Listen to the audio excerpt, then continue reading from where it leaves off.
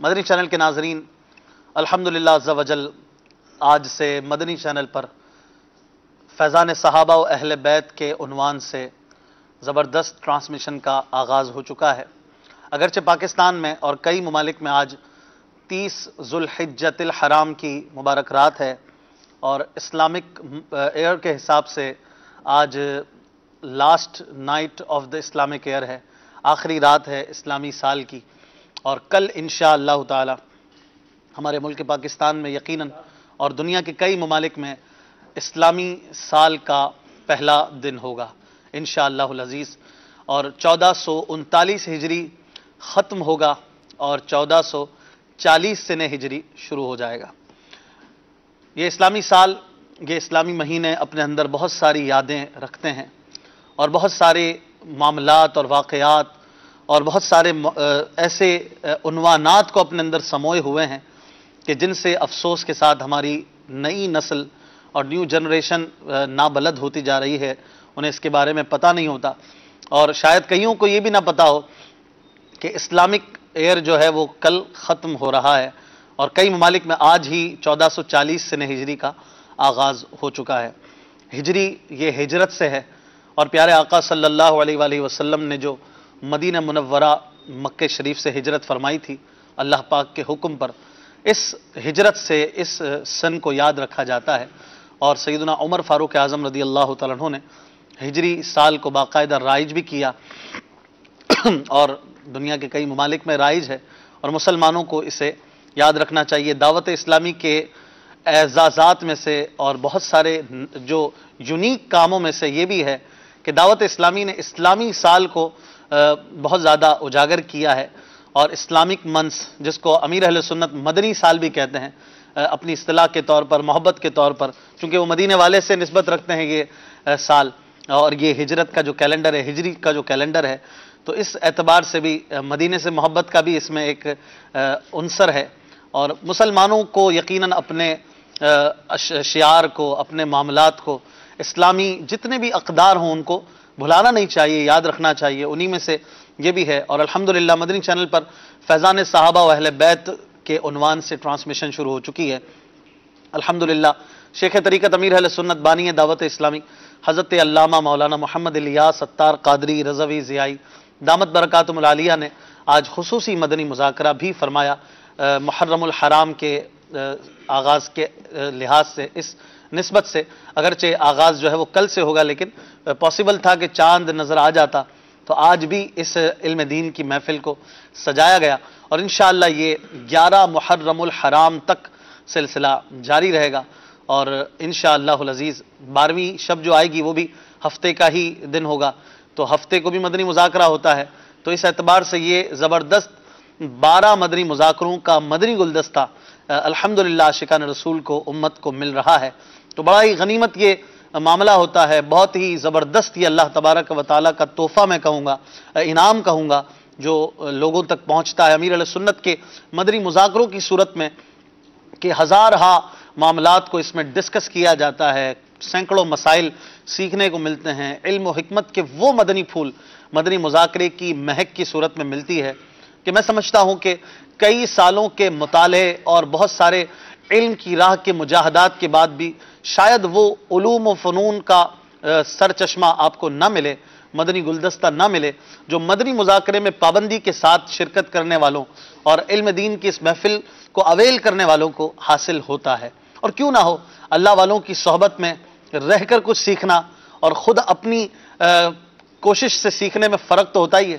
تو الحمدللہ مدنی مذاکرے کا بھی آغاز ہو چکا ہے، اور نہ صرف اس سے ہمیں خود مستفیض ہونا چاہیے بلکہ ہمیں دوسروں کو بھی اس کی بھرپور دعوت دینی چاہیے، اور جس طرح آپ اور میں الحمدللہ مدنی مذاکرے سے فائدہ اٹھاتے ہیں، دوسروں کو بھی اس کی ترغیب دے کر، جو جس کا ایریا ہو، دائرہ کار ہو، ہمیں اپنے تئیں اتنا تو ہم کہہ ہی سکتے ہیں کہ مدنی مذاکروں کا آغاز ہو چکا ہے۔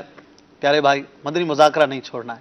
مدنی مذاکرے عشاء کے بعد شروع ہوتے ہیں، نعت شریف کا سلسلہ ہوتا ہے، بیانات ہوتے ہیں، اور پھر امیر اہل سنت کی کرم نوازی ہوتی ہے، سیکھنے سکھانے کے سلسلے ہوتے ہیں، تو بہت ہی اہم یہ نشست ہوا کرتی ہے میں آپ سب کو اسپیشلی دعوت دوں گا کہ ان راتوں میں جہاں اسپیشل ٹرانسمیشن میں کئی سلسلے ہیں، الحمدللہ مغرب کے بعد سے ہی لائیو ٹرانسمیشن کا سلسلہ جاری رہتا ہے، انشاءاللہ ان راتوں میں بھی رہے گا، اور خصوصی طور پر ماہ محرم الحرام کے پڑھے جانے والے وظائف، اوراد، ان دنوں کے بعض خصوصی کام اور بعض غلط چیزیں جن کے بارے میں لوگ جو ہیں وہ پڑھ چکے ہیں، ان میں اصلاح کی بھی حاجت ہوتی ہے، تو اس اعتبار سے بھی مدنی چینل ہماری اصلاح کا ذریعہ بنتا ہے۔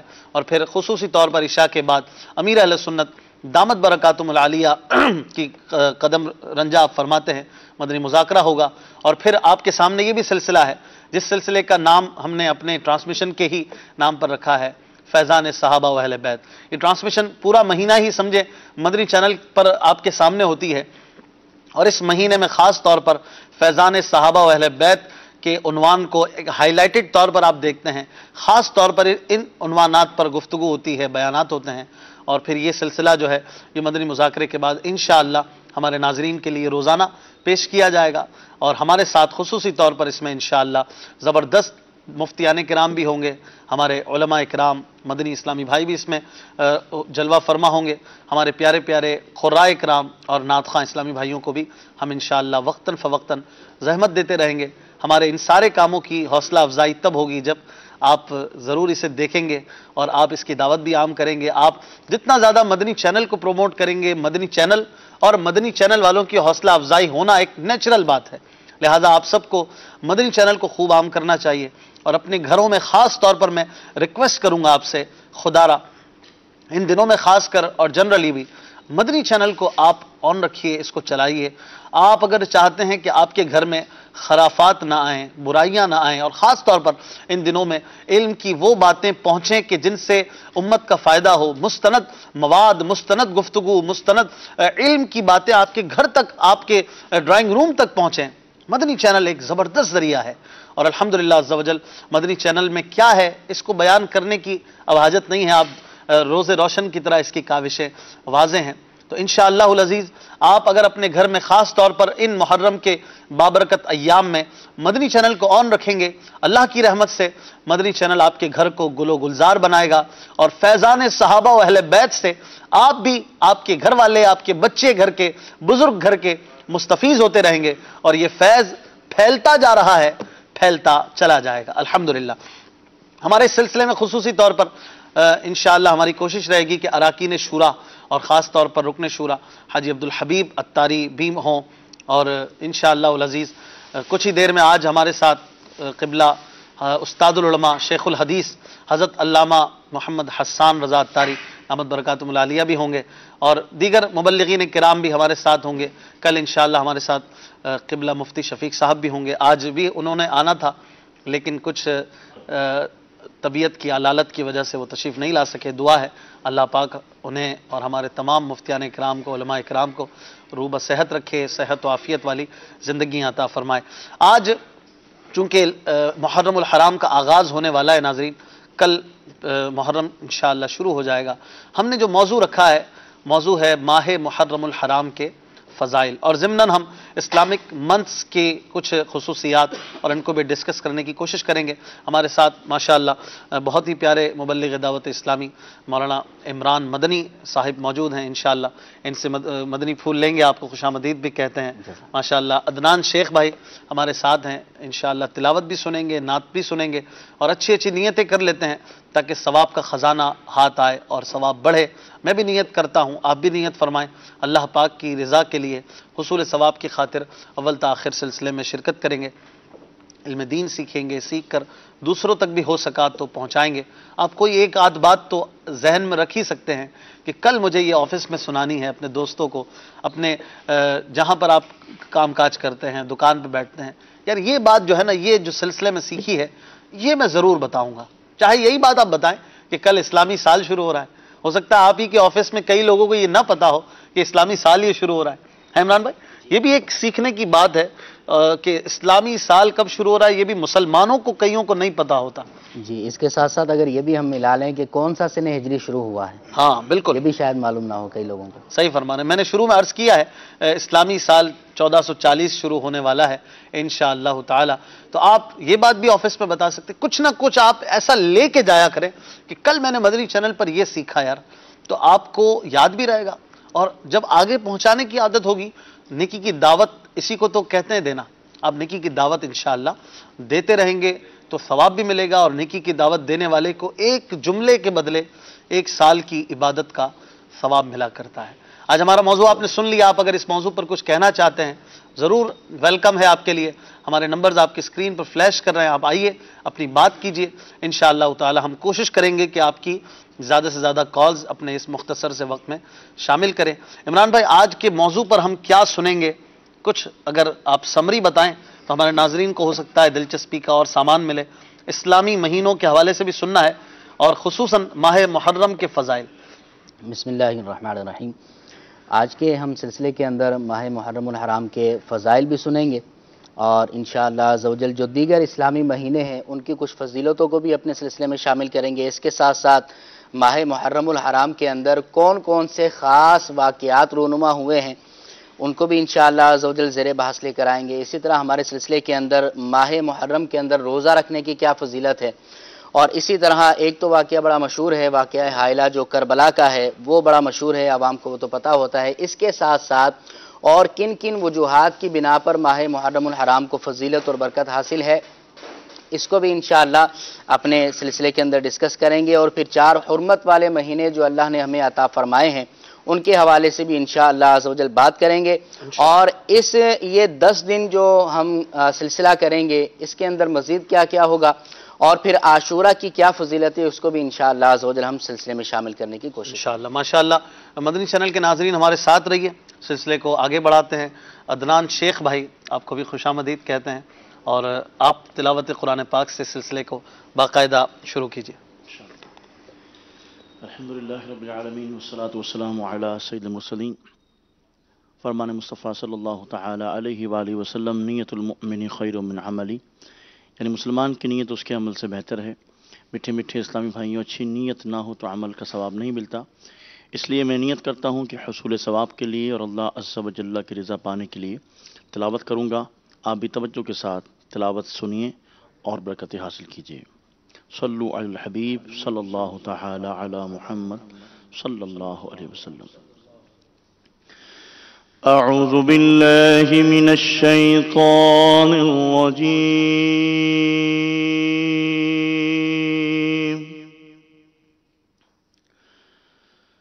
بسم اللہ الرحمن الرحیم.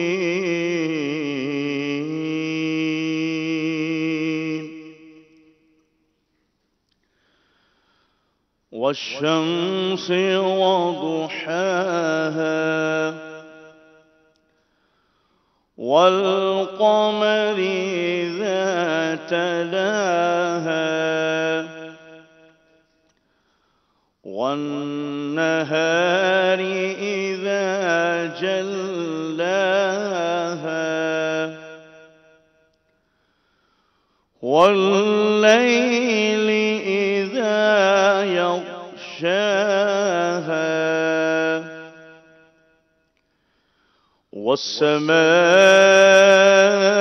والسماء وما بناها والأرض وما طحاها ونفس وما سواها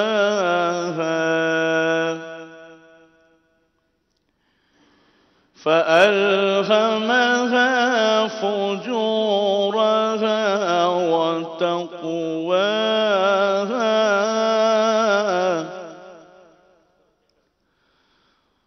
قد أفلح من زكاها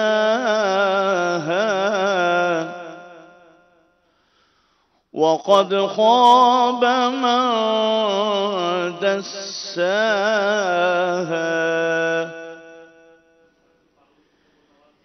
كذبت ثمود بتقواها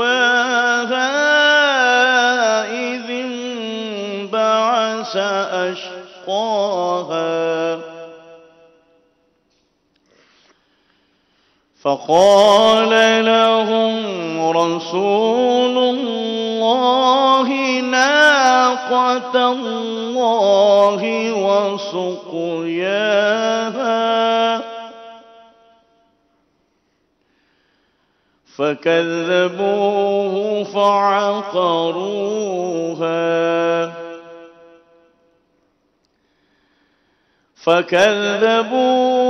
فعقروها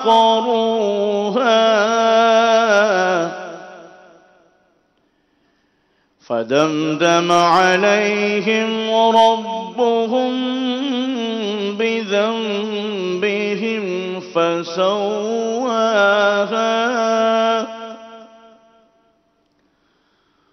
ولا يخاف عقباها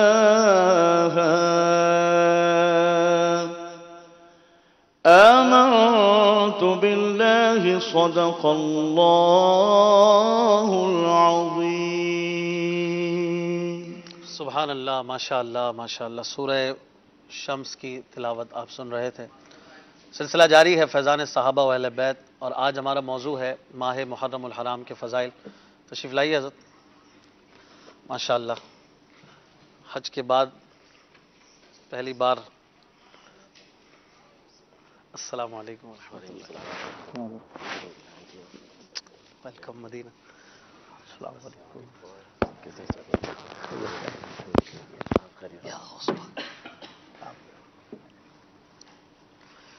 مدنی چینل کے ناظرین، سلسلہ جاری ہے.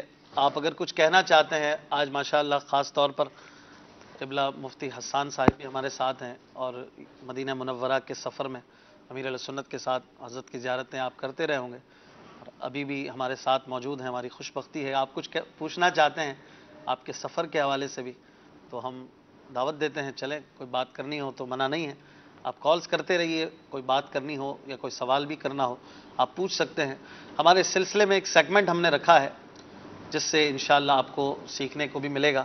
وہ اسلامک ہیروز کے حوالے سے ہم نے کوشش کی ہے کہ بعض ایسے بزرگان دین کی مبارک ذاتیں ہیں، ہستیاں ہیں کہ جن کے بارے میں عوام الناس جانتے ہیں، شاید کئیوں نے نام بھی نہ سنا ہو، لیکن وہ ہمارے بہت بڑے لیڈرز گزرے، ہیروز گزرے، اور ان کی بڑی پذیرائی ہے. ان کی شانیں جو ہیں وہ قرآن و حدیث میں بعض اور بعضوں کی واقعات میں، بزرگوں کی کتابوں میں بیان کی گئی ہیں ان کی شخصیت کے حوالے سے.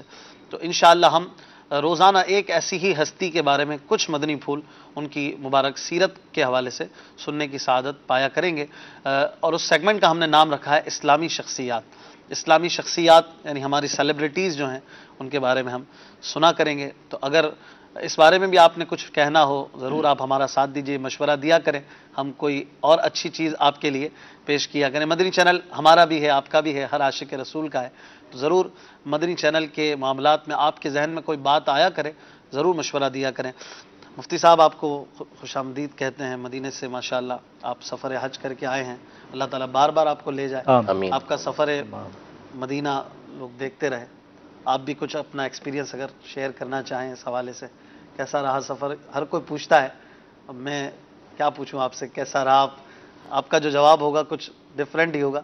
کیسا ایکسپیرینس رہا اس حوالے سے کچھ مدنی پھول آپ بتائیں گے؟ الحمدللہ رب العالمین والصلاة والسلام علی سید الانبیاء والمرسلین.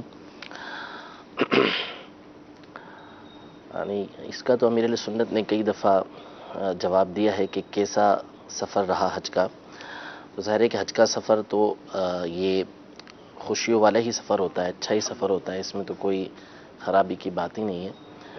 بحمد اللہ تعالیٰ مجھے یہ تیسری مرتبہ سعادت حاصل ہوئی تھی حج کی، ماشاءاللہ. اور اس میں یہ کہ یہ سعادت بھی ملی کہ بہت سارے مقامات پر امیر علیہ سنت کے ساتھ حاضری ہوئی. اگرچہ کہ وہ وضاحت بھی میں کر دوں کہ بہت زیادہ مجھے اس طرح کے مختلف ذرائع سے سوشل میڈیا کے ذریعے مبارکبادیں ملی کہ آپ چل مدینہ سے مشرف ہوئے، تو ایسا نہیں ہے کہ باقاعدہ کوئی چل مدینہ کہا گیا ہو آپ یا نے چل تو کہیں مدینہ نہیں کی کہا نا کہ ترکیب چل ہوئی ہو، نہیں میں نے تو نہیں کہا، لیکن بہت سے لوگ اس طرح کے وہ گمان میں تھے. تو اصل میں اس دفعہ کا کوئی ایسا چل مدینہ کا سلسلہ بہت سارے لوگوں نے بہت ساروں کو مبارکباد دی. میرے خیال میں شاید یہ حاجی یافور صاحب اور نگران شورا جی ان دونوں ہی کو غالباً امیر علیہ سنت نے چل مدینہ کا مجدہ سنایا تھا. بقایا کہ بہت ساروں کو وہاں پر سعادت امیر علیہ سنت کے ساتھ کئی مقامات مل پر جائے یہ کم ہے یہ بہت بڑی سعادت حاصل ہوئی.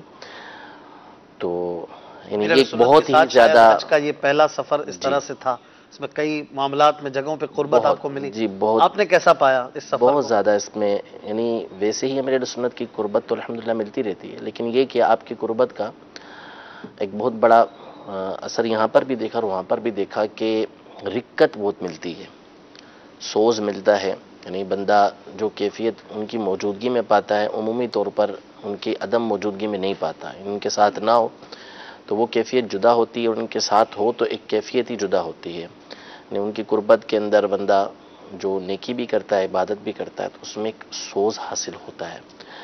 تو یہ بہت زیادہ وہاں پر محسوس ہوا، کئی مقامات پر محسوس ہوا کہ جب ساتھ رہے تو ایک روحانیت ویسے ہی حاصل ہوتی ہے ان کے ساتھ. پھر یہ کہ امیر علیہ سنت کے بہت سارے انداز دیکھے کہ کس طرح جو ہے وہ ادب و احترام، ویسے تو زبانی سنتے تھے دوسروں سے سنتے تھے، لیکن وہاں پر مدینہ منورہ کے اندر ننگے پاؤں رہنا، بغیر چپل کے رہنا، اور ان دنوں میں رہنا یہ آسان کام نہیں تھا. واہ. اور پھر امیر علیہ سنت کی جیسے صحت ہے، جو عمر مبارک ہے آپ کی، اس میں اس طرح جو ہے وہ بغیر چپل کے ننگے پاؤں آپ کا رہنا یہ ایک بہت بڑی بات تھی کہ اس طرح امیر علیہ سنت نے وہاں پر وقت گزارا. خود دیکھا آنکھوں سے کہ ایسے مقامات کے ہم نہیں برداشت کر سکتے، حالانکہ وہ عمر بھی نہیں ہے، صحت بھی ہے، وہ صحت نہیں ہے امیر علیہ سنت کی صحت بھی اب آپ خود دیکھ رہے ہیں، لیکن امیر علیہ سنت تمام مقامات پر مدینہ منورہ میں دیکھا کہ ننگے پیر آپ رہے ادب کی وجہ سے. پھر یہ کہ امیر علیہ سنت کا ایک انداز بڑا خوبصورت ہے کہ آپ ہمیشہ یہ کوشش کرتے ہیں، ایک عرصہ دراز سے آپ کا یہ طریقہ کار ہے کہ آپ مدینہ منورہ میں نیچے رہتے ہیں، آپ پہلی منزل پر بھی نہیں رہتے اللہ اللہ. کہ گنبد خضرا سے اوپر ہوں یا اس کے مقابل ہو کر آئیں، بلکہ ہمیشہ آپ نیچے کی طرف ہی یہ رہا کرتے ہیں. تو چند مقامات پر مدینہ منورہ میں بھی جانا نصیب ہوا، آپ کے ساتھ سعادت ملی اس کی، تو بہت زیادہ سیکھنے کو ملا کہ کس طرح ادب و احترام ہوتا ہے، کیا انداز اختیار کرنا چاہیے. تو بابرکت، یعنی برکتوں میں برکتیں تھیں کہ امیر علیہ سنت کا جہاں جہاں قرب حاصل ہوا تھا. اور یہ خاص طور پر آپ نے جو رکت اور سوز کی بات کی، جس کو دوسرے لفظوں میں رونا رلانا، بعض لوگوں کو یہ چیز سمجھ بھی نہیں آتی. جو ایک طبقہ ہے جیسے امیر علیہ سنت کے سفر حج پر جاتے ہوئے رونے کی جو ویڈیوز اور یہ سب، تو کسی نے کہا یار یہ رونے کی جگہ تھوڑی خوش ہو کے بندہ جائے، کیا خود کوئی زبردستی لے کر جا رہا ہے؟ معاذ اللہ اس طرح کی بھی جو مذاق اڑانے والے وہ بھی ایک طبقہ ہے. تو اگر رونے رلانے کی پر بھی کوئی آپ ایسی بات بتائیں کسی کو، رونے سے کیا مراد ہوتا ہے، کیفیت کیا کیسی ہوتی ہے کہ بندہ رو رہا ہوتا ہے، اور یہ رونا کیوں ہوتا ہے؟ رونا تو یہ بڑی ایک جو ہے وہ اللہ تبارک و تعالیٰ کی نعمت ہے. بندہ خوش ہو. غم زدہ دل جو ہوتا ہے نا، اس کے بارے میں حدیث پاک میں ہے کہ ان اللہ یحب قلب حزین، کہ اللہ تبارک و تعالیٰ غم زدہ شخص کے دل کو پسند کرتا ہے. تو یہ غم کی کیفیت ہوتی ہے کہ جس کی بنیاد پر بندے کو رونا آتا ہے، وہ روتا ہے. اور اس کا مطلب یہ نہیں ہے کہ بندہ خوش نہیں ہے، یعنی یہ اس کی کوئی ضد نہیں ہے. یعنی جب بندے کا دل شکستہ ہوتا ہے نا، اپنے گناہوں کو یاد کر رہا ہے، اپنے اعمال کو یاد کر رہا ہے، کوئی بھی ہے جیسے ہم میں سے کوئی جا رہا ہے اور وہ اللہ تبارک و تعالیٰ کی اس رحمت کو دیکھ رہا ہے کہ اللہ تبارک و تعالیٰ نے مجھ پر گناہ گار ہونے کے باوجود اتنا بڑا کرم کیا، تو یہ ایک رحمت رلا دیتی ہے. دوسرا، بندہ جب اپنے اعمال کو دیکھتا ہے تو پھر اس کا دل ٹوٹتا ہے، ٹھیک ہے، یعنی وہ منکسر دل ہوتا ہے اس کا. تو جب دل ٹوٹتا ہے نا، شکستہ دلی ہوتی ہے اس کے دل کے اندر، اس حال میں جب وہ اللہ تبارک و تعالیٰ کی بارگاہ کی طرف آتا ہے کہ میں گناہ کر رہا ہوں، میرا دل شکستہ ہو گیا، تو اس حال میں جب اللہ تبارک و تعالیٰ کی بارگاہ میں دعا کی جاتی ہے، اللہ تبارک و تعالیٰ دعا کو قبول فرماتا ہے. اور یہ رونے کا جو سلسلہ ہے، یہ تو نبی کریم صلی اللہ تعالیٰ علیہ وسلم، بلکہ اس سے بھی پہلے جائیں ہم تو ہمیشہ سے یہ بزرگوں کا طریقہ رہا ہے رونے کا. حضرت آدم علیہ نبینا علیہ الصلوۃ والسلام اچھا. برسا برس تک روتے ہی رہے اللہ تبارک و تعالیٰ کی بارگاہ میں. حضرت داؤد علیہ الصلوۃ والسلام رویا کرتے تھے، بہت زیادہ رویا کرتے تھے. اسی طرح اور انبیاء کرام علیہ السلام، حضرت یحییٰ علیہ نبینا علیہ الصلوۃ والسلام، ان کے تو اب حالات پڑھیں آپ حیران رہ جائیں گے کہ اس قدر رویا کرتے تھے کہ ان کے رونے کی وجہ سے بے زبان جانور رویا کرتے تھے، بکریاں رویا کرتی تھی ان کے رونے کی وجہ سے، اس قدر روتے تھے. واہ. حضرت سیدنا عبداللہ بن مسعود رضی اللہ تعالیٰ عنہ زبردست صحابی رسول ہیں. یہ نبی کریم صلی اللہ علیہ وسلم کی بارگاہ میں حاضر ہوئے تو حضور علیہ الصلوۃ والسلام نے ارشاد فرمایا کہ میرے سامنے قرآن پڑھو. تو حضور علیہ الصلوۃ والسلام انہوں نے عرض کیا رسول اللہ صلی اللہ تعالیٰ علیہ وسلم میں آپ پر قرآن پڑھوں حالانکہ آپ پر تو قرآن نازل ہوا ہے. تو فرمایا میں چاہتا ہوں قرآن پڑھو. سبحان اللہ. تو انہوں نے قرآن پڑھنا شروع کیا، سورۃ النساء کی تلاوت شروع کی. یا ایھا الناس اتقوا ربکم الذی خلقکم. یہاں سے پڑھتے پڑھتے جب آپ اس آیت پر پہنچے وجئنا بک علی ہؤلاء شہیدا، تو حضور علیہ الصلوۃ والسلام نے فرمایا حسبک حسبک، اتنا کافی ہے. اور آپ نگاہیں نیچی کر کے تلاوت کر رہے تھے. اب جب آپ نے اپنی آنکھوں کو اوپر کیا تو دیکھا کہ حضور علیہ الصلوۃ والسلام کی آنکھوں سے آنسو بہ رہے تھے. حضور علیہ الصلوۃ والسلام رو رہے تھے. تو یہ رونا حضور علیہ الصلوۃ والسلام کا عبداللہ بن مسعود رضی اللہ تعالیٰ عنہ کے اندر بہت زیادہ پایا جاتا تھا کہ اسی سے آپ نے سیکھا تھا. آپ رویا بہت کرتے تھے تلاوت قرآن کے وقت. حضرت ابن جوزی رحمۃ اللہ تعالیٰ علیہ زبردست محدث گزرے ہیں، مفسر گزرے ہیں، فقیہ گزرے ہیں، اور ان کی کتابیں اس قدر لکھا کرتے تھے کہ ان کے قلم کے برادے کے بارے میں علماء نے یہ لکھا کہ ان کا جو برادہ تھا وہی ان کے غسل کے پانی کو گرم کرنے کے کام آیا تھا. اس قدر یہ لکھا کرتے تھے اور بہت بڑے عالم تھے. یہ اپنے ایک استاد کے بارے میں فرماتے ہیں کہ میں نے ان سے صرف رونا سیکھا ہے اور کچھ سیکھا ہی نہیں، صرف رونا سیکھا ہے کہ ان کے سامنے جب کوئی سی بات ہوتی تو رویا کرتے. قاضی اعظم مالکی رحمۃ اللہ تعالیٰ علیہ نے شفا شریف کے اندر کئی بزرگوں کے واقعات لکھے کہ وہ نبی کریم صلی اللہ تعالیٰ علیہ وسلم کی یاد کے اندر اتنا روتے کہ لوگ ان پر رحم کرتے اور بسا اوقات کھڑے ہو کے چلے جایا کرتے تھے. استوانہ حنانہ جو چیخیں مار کے رویا تھا، ستون جی.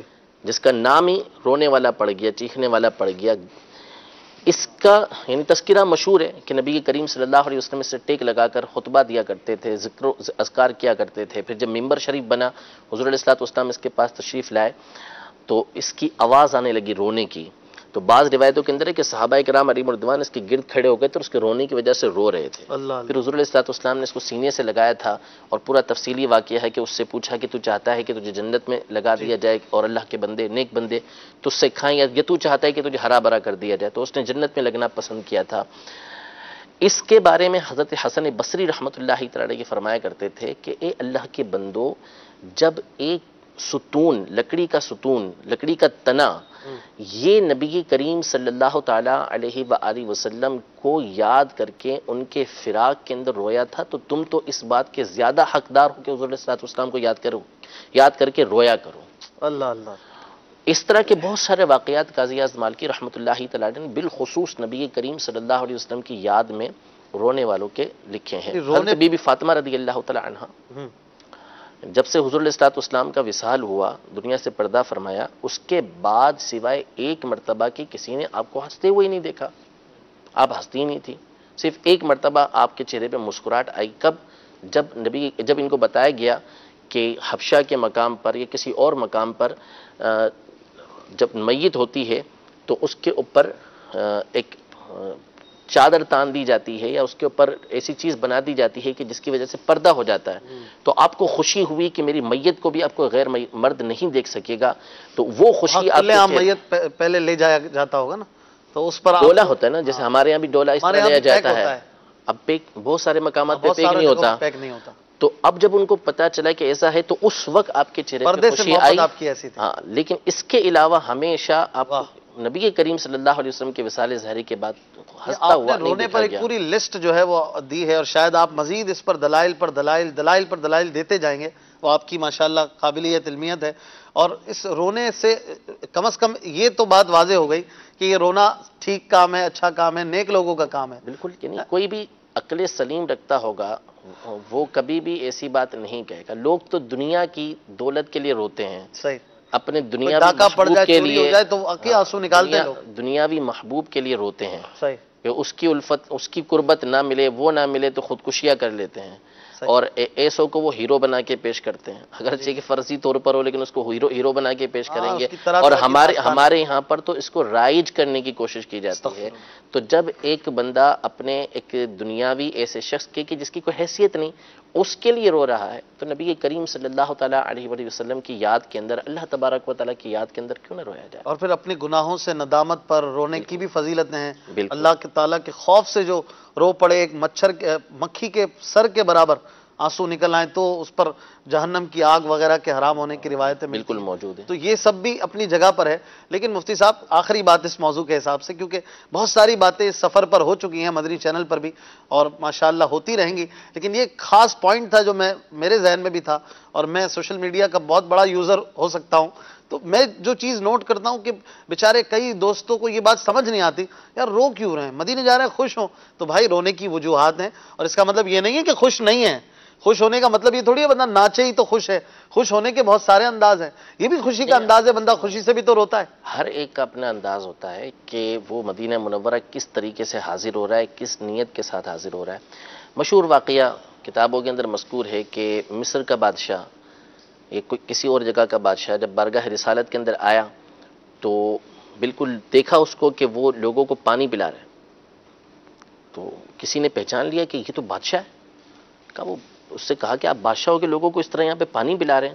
کہا بادشاہ میں اپنی جگہ کا ہوں، لیکن یہاں پر میں نبی کریم صلی اللہ علیہ وسلم کے در کا گدا بن کر آیا۔ اللہ اللہ پھر کچھ دیر کے بعد اس نے کسی اور ملک کے بادشاہ کو دیکھا کہ بڑے تمطراق کے ساتھ خدام پیچھے ہیں، شاہی لباس پہن کر وہ حاضر خدمت ہو رہا ہے، تو اس نے کہا کہ دیکھنے والے نے کہا کہ تم کیسی حالت میں حضور علیہ الصلوۃ والسلام کے پاس آ رہے ہو کہ یہ لباس تم نے پہنا ہوا ہے، حالانکہ تم ان کے در کے گدا ہو؟ تو اس نے بادشاہ نے بڑا خوبصورت جواب دیا، میں ان کے در کا گدا ہوں، لیکن یہ جو کچھ ملا ہے ان کے صدقے ملا ہے، اس لیے میں ان کی بارگاہ میں اس حال کے اندر آ رہا ہوں۔ تو ہر ایک کا اپنا ایک انداز ہوتا ہے، ایک اسلوب ہوتا ہے، ایک طریقہ کار ہوتا ہے کہ وہ کس انداز میں اللہ تبارک و تعالیٰ کی بارگاہ میں حاضر ہو رہا ہے، کس انداز میں وہ نبی کریم صلی اللہ علیہ وسلم کی بارگاہ میں حاضر ہو رہا ہے۔ نماز کے اندر ہم آتے ہیں، ہمیں حکم ہے کہ ہم اچھے سے اچھا لباس پہنیں، خذوا زینتکم عند کل مسجد، کہ ہر نماز کے وقت خوبصورت زینت اختیار کرو، اور اس میں اچھا لباس شامل، تیل لگانا شامل، بال بنانا شامل، خوشبو لگانا شامل۔ لیکن جب عرفات میں جاتے ہیں تو پوچھا گیا کہ کون سا حاجی پسندیدہ ہے حدیث پاک میں، تو حضور علیہ الصلوۃ والسلام نے فرمایا العج السج، وہ حاجی کے جو پراگندہ حال ہو، میلا کچیلا ہو۔ اچھا، تو اب ایک طرف آپ دیکھیں کہ اللہ تبارک و تعالیٰ کی بارگاہ میں جب حاضر ہو رہے ہیں تو اچھے انداز میں خوبصورت لباس پہن کے حاضر ہو رہے ہیں، اور جب عرفات کے میدان میں جا رہے ہیں تو پھر جو ہے وہ ایسا پراگندہ ہونا پسند کیا گیا۔ کیوں پسند کیا گیا؟ کہ اس حال میں جب اللہ تبارک و تعالیٰ کی بارگاہ میں حاضر ہوگا تو پھر اللہ تبارک و تعالیٰ کی رحمت زیادہ اس کی طرف مفتی صاحب اب بہت ساری اس پر تو بات ہوئی، رونے میں مزہ کیسے آئے، رونا آئے کیسے؟ اب ایک بہت بڑا ہو سکتا ہے طبقہ ہو جو سوچ رہا ہو یار ہم کو تو رونا آتا ہی نہیں ہے، دل سخت ہو گیا ہے، کیا ہے؟ میں اپنی بھی بات کرتا ہوں، چلیں مجھے بھی کچھ سیکھنے کو اس میں ملے کہ مجھے بھی رونا آئے، رونے کی عادت کیسے بنے اور اس میں لذت کیسے ملے حضور؟ اصل میں سب سے پہلے تو ہم سبھی یہ دیکھ رہے ہیں کہ گناہوں سے توبہ کرنا ضروری ہے، گناہوں کی وجہ سے دل سخت ہوتا ہے، جب دل سخت ہوتا ہے تو پھر رونا نہیں آتا۔ اچھا اب رونا بھی دیکھیں، بسا اوقات رونا آ جاتا ہے بندے کو، لیکن یہ رونا جو ہے یہ ضروری نہیں کہ رقت قلبی کی وجہ سے ہو، عورتوں کو رونا بہت جلدی آ جاتا ہے، تو وہ ضروری نہیں کہ اسی وجہ سے رو رہی ہوں کہ یہ حال پیدا ہوا ہو۔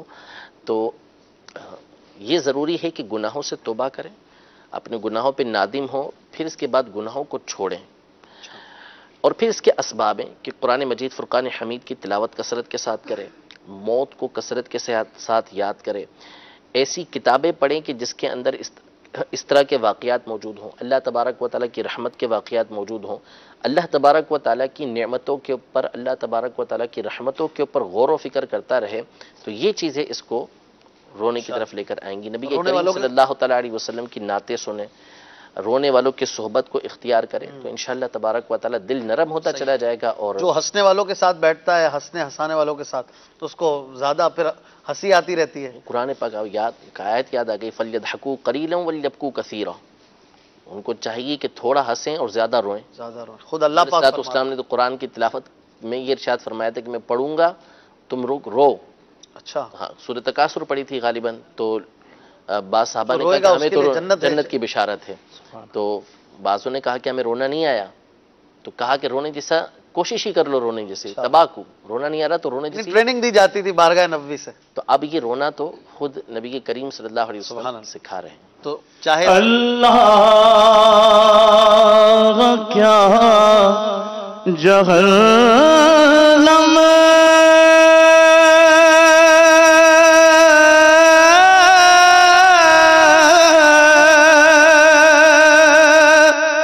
اب بھی نہ سرد ہوگا،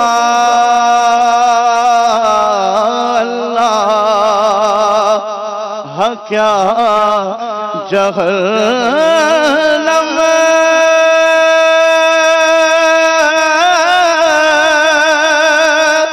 اب بھی نہ سرد ہوگا،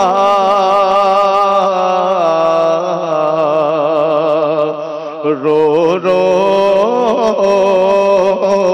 کے مصطفیٰ نے دریا بہا دیے ہیں، رو رو کے مصطفیٰ نے دریا بہا دیے ہیں.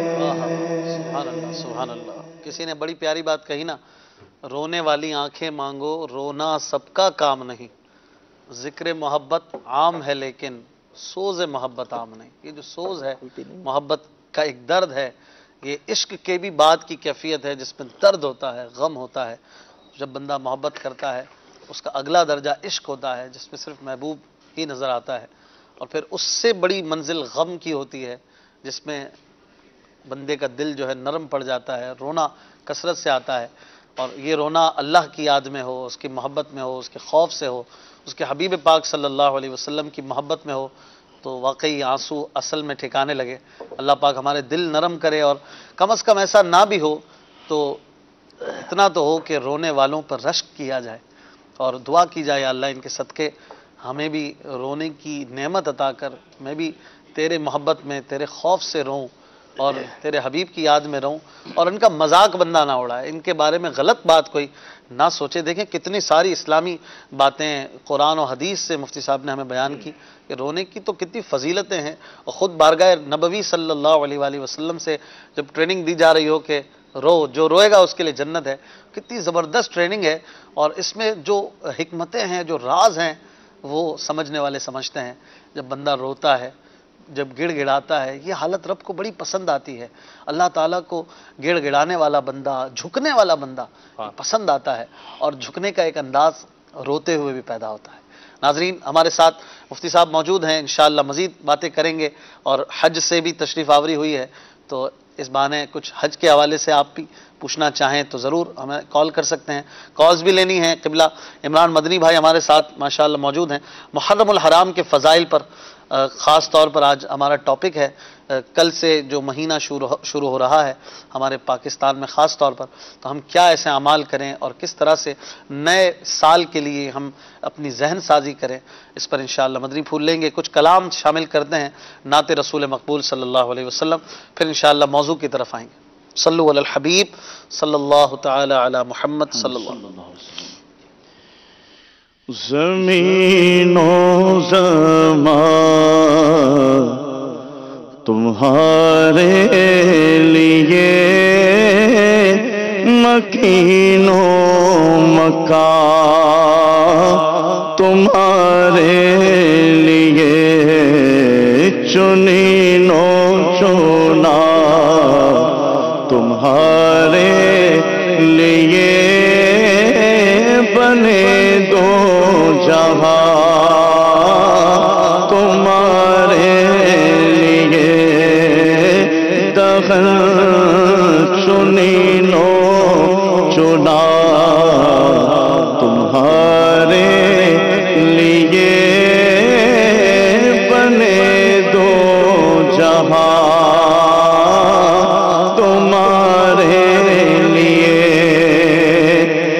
دغل میں زباں تمہارے لیے بدل میں ہے جان تمہارے لیے دغل میں زباں تمہارے لیے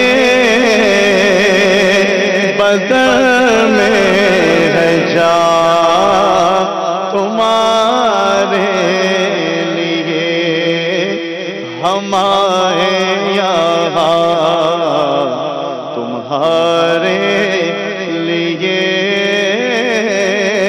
اٹھے بھی وہاں تمہارے لیے آقا ہمارے یہاں تمہارے لیے اٹھے بھی وہاں تمہارے لیے تمہاری چمک تمہاری دمک تمہاری جھلک تمہاری مہک تمہاری چمک تمہاری دمک تمہاری جھلک تمہاری مہک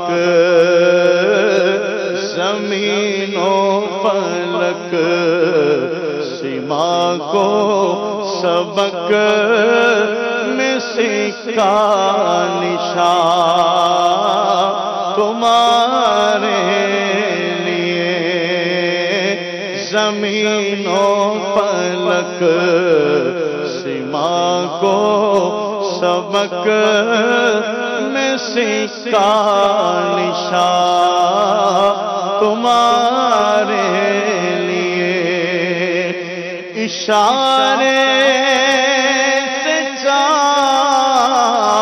چاند چیر دیا چھپے ہوئے خلق کو پھیر لیا اشارے سے چاند چیر دیا چھپے ہوئے خلق کو پھیر لیا گئے ہوئے دل کو عصر کیا کتاب و توا تمہارے لیے گئے ہوئے دل کو عصر کیا یہ تاب و توا تمہارے لیے جنا میں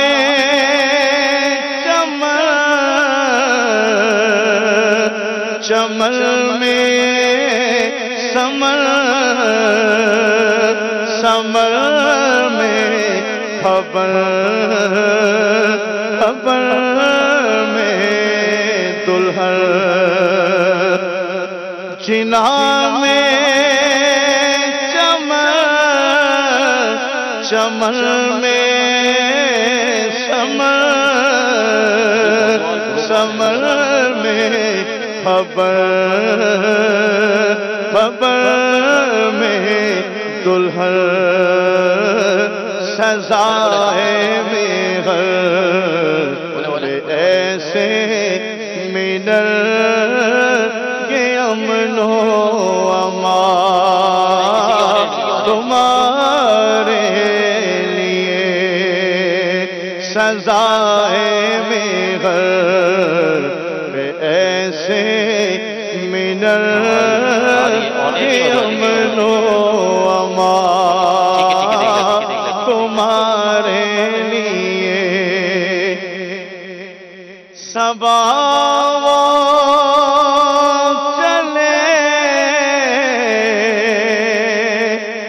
کہ باغ پھلے وہ پھول کھلے کہ دل ہو بھلے صبا چلے کہ باغ پھلے وہ پھول کھلے کہ دل ہو بھلے لوا کے تلے ثنا میں کھلے رضا کی زبان تمہارے لیے لوا کے تلے ثنا میں کھلے رضا کی زبان تمہارے لیے زمین و زمان تمہارے لیے مکین و مکان تمہارے لیے چنین و چنا تمہارے لیے بنے دو جہاں تمہارے لیے. سبحان اللہ، ماشاء اللہ. امام اہل سنت اعلیٰ حضرت امام احمد رضا خان رحمۃ اللہ تعالی علیہ کا لکھا ہوا کلام ہم سن رہے تھے. نعتیہ کلام ہے یہ. اللہ تعالی ہمیں اس کی برکتیں عطا فرمائے. آپ کی کالز کو شامل کرتے ہیں. ہمارے ساتھ مفتی حسان صاحب موجود ہیں، عمران مدنی بھائی موجود ہیں، اور ماشاءاللہ ایک زبردست مبلغ دعوت اسلامی اور ماشاءاللہ استاد العلماء ہیں حضرت مولانا گل رضا مدنی صاحب موجود ہیں. میں آپ کو بھی خوش آمدید کہتا ہوں اور انشاءاللہ ان سے بھی مدنی پھول لیں گے. کچھ کالز کو شامل کیجئے گا پھر انشاءاللہ. آج ہمارا موضوع ہے ناظرین ماہ محرم الحرام کے فضائل. جی کالز دیجئے. سر جی ہمارا سوال یہ ہے کہ محرم الحرام کے مہینے میں بعض حضرات بھی کہتے ہیں کہ شادیاں نہیں کرنی چاہیے تو دنیاوی معاملات ہو یا شرعی کوئی ایسے معاملات ہو محرم کے بعد کریں یا سفر کے مہینے میں جو ہے نا ایسا نہیں کرنا چاہیے. تو اس سلسلے میں ذرا سے جو ہے نا یہ امت کی رہنمائی. مفتی صاحب، ماہ محرم میں شاپنگ نہیں کرنی چاہیے یا شادی نہیں کرنی چاہیے، اس طرح کی جو بعض لوگ سفر کے لیے کہتے ہیں بعض محرم میں، کیا فرماتے ہیں؟ ایسا کچھ ہے شریعت؟ دیکھیں جہاں تک شادی کا معاملہ ہے تو مدنی مذاکرے کے اندر بھی اور دارالفتہ اہل سنت کے سلسلوں کے اندر بھی اور اس کے علاوہ خود دارالفتہ اہل سنت کے فتاویٰ میں بھی تفصیل کے ساتھ اس بات کو بیان کیا گیا ہے کہ شادی کرنا کسی دن بھی منع نہیں ہے. یعنی چاہے وہ محرم کا مہینہ ہو، چاہے وہ سفر کا مہینہ ہو یا کوئی بھی مہینہ ہو، اس میں نکاح کیا جا سکتا ہے، شادی کی جا سکتی ہے. کوئی اس کے اندر حرج نہیں ہے اور کوئی اس سے نحوست، کوئی اس سے پریشانی نہیں آتی. البتہ اب جیسے مثال کے طور پر 10 محرم کا دن ہے یا 9 محرم کا دن ہے، تو اب چونکہ اس میں ایک ایسا واقعہ پیش آیا کہ جو دل دکھانے والا واقعہ، دل دہلا دینے والا واقعہ پیش آیا، اور ہمیں اس بات کا حکم تو ہے کہ ہم غم نہیں منائیں گے، کہ غم منانے سے ہمیں منع کیا گیا، لیکن چونکہ ایک ایسا واقعہ ہے کہ جب بھی اس کو پڑھا جاتا ہے، سنا جاتا ہے تو دل غمگین ہوتا ہے، دل میں غم آتا ہے. ہمیں لانا منع ہے لیکن دل میں غم تو آئے گا. ظاہر سی بات ہے کہ نواسہ رسول صلی اللہ تعالیٰ علیہ وسلم رضی اللہ تعالیٰ عنہ کے ساتھ ایسا معاملہ پیش آیا. اب اس دن اگر بالخصوص خاص طور پہ کوئی اس دن شادی کرے گا، کوئی اس دن نکاح کرے گا، تو لوگ اس سے متنفر ہوں گے کہ اس نے اس دن خوشی منائی ہے، اس دن خاص طور پہ اس نے شادی کی ہے. تو لوگ کہیں گے کہ کیا یہ نعوذ باللہ نبی کریم صلی اللہ تعالیٰ علیہ وسلم کے نواسے کے ساتھ بغض رکھتا ہے، عداوت رکھتا ہے کہ ان کی شہادت بدگمانی آ کے دن سکتی ہے، اس نے اس طرح کا معاملہ کیا، تو ان کے دلوں کے اندر بدگمانی پیدا ہوگی. تو لہذا شادی کرنا جائز ہے، اس دن بھی کرے گا جائز ہوگا، نکاح جائز ہوگا، لیکن چونکہ تنفیر پیدا ہو رہی ہے، لوگ متنفر ہوں گے، تو اس سے گریز کریں. ٹھیک ہے، بہت اچھی. کیونکہ ایسا معاملہ پیش آیا ہے کہ اگر اس پر آپ اس طرح کی اس وقت نکاح کر رہے ہیں، اگرچہ کہ آپ کی نیت نہیں ہے یہ، لیکن آپ کریں گے تو ظاہر سی بات ہے کہ اس سے لوگ بدگمان ہوں گے کہ اس دن اس طرح کا معاملہ کیوں کر رہا ہے. باقی رہا نکاح کرنا، تو چاہے وہ محرم کا مہینہ ہو چاہے وہ سفر کا مہینہ ہو، یہ بالکل جائز ہے. سفر کے مہینے کے حوالے سے تو بالخصوص حدیث پاک کے اندر فرمایا کہ لا سفرہ، سفر کے اندر کوئی برائی کوئی خرابی نازل نہیں ہوتی، جیسا کہ مشرکین کا اہل جاہلیت کا عقیدہ تھا. صحیح. ان کا اعتقاد تھا کہ سفر میں برائی نازل ہوتی ہے، تو اس کی تو تردید حدیث پاک کے اندر کر دی کہ ایسی کوئی برائی سفر کے اندر، ایسی کوئی بلا جو ہے وہ نازل نہیں ہوتی. ٹھیک. اور کانسیپٹ جی شاپنگ کا تو پہلی دفعہ سنا ہے. ہو شاپنگ سکتا ہے کا کوئی جیسے اسی منع میں کیا وہ ہو. غمگین ہونے میں یہ بھی لیتا ہو کہ شاپنگ بھی ایک بندہ خوشی کے ماحول میں کرتا ہے. نہیں، ایسا کوئی مسئلہ نہیں، شاپنگ کرنا کر چاہے سکتے تو ہیں. کر سکتے ہیں. ٹھیک ہے، یہ جو کانسیپٹ ہے وہ کلیئر ہو گیا. اگلی کال دیجیے. محمد سلمان اتاری بنگلہ دیش کے شہر ڈھاکہ سے عرض کر رہا ہوں. آپ کا سلسلہ اشفاق بھائی مرحبا مدینہ مدینہ بہت اچھا لگا دیکھ کر. عرض یہ ہے کہ نعت خواں اسلامی بھائی امام حسین رضی اللہ تعالیٰ عنہ کے شان میں کوئی منقبت سنا دے. اور یہ جو محرم الحرام ہے، یہ مہینے کو ہم کیسے کس طریقے سے گزارے، یہ بھی ارشاد فرمائیے گا. میرے لیے میرے والدہ کے لیے دعا فرمائیے گا. السلام علیکم ورحمۃ اللہ وبرکاتہ. وعلیکم السلام ورحمۃ اللہ وبرکاتہ. قبلہ کیا فرمائیں گے؟ محرم الحرام کو ویسے محرم الحرام کیوں کہتے ہیں؟ یہ تو محرم ہے، حرام کا کیا مطلب ہے؟ بسم اللہ الرحمن الرحیم. پہلے تو سائل نے سوال کیا کہ ہم محرم الحرام کو گزاریں کیسے. جی تو اس ضمن میں گزارش یہ ہے کہ محرم الحرام ہو یا کوئی بھی مہینہ ہو، ظاہر ہے کہ اس میں بندے کو اللہ تبارک و تعالیٰ کی فرما برداری میں، حضور نبی کریم علیہ الصلوۃ والسلام کی اطاعت میں ہی گزارنا چاہیے. اور ہر سال کا ہر مہینہ، ہر دن، ہر لحظہ بندے کو گناہوں سے کنارہ اختیار کرتے رہنا چاہیے.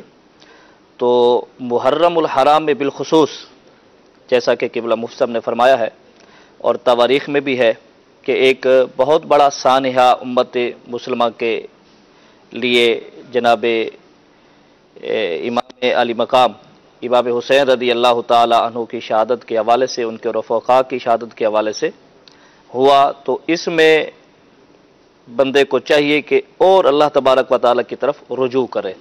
اور جیسے آپ نے فرمایا کہ محرم الحرام، اس مہینے کا نام ہی اس بات پر دال ہے کہ اس مہینے کے اندر تو اور بندے کو اعتراض کرنا چاہیے کہ جیسے قرآن مجید فرقان حمید کے اندر سورۃ توبہ کی غالباً 36 نمبر آیت کریمہ ہے، جس میں اللہ تبارک و تعالیٰ نے مہینوں کی گنتی کے بارے میں ارشاد فرمایا. تو وہاں 4 مہینے جن کے بارے میں اللہ تبارک و تعالیٰ نے جن کی حرمت کا خود ارشاد فرمایا ہے.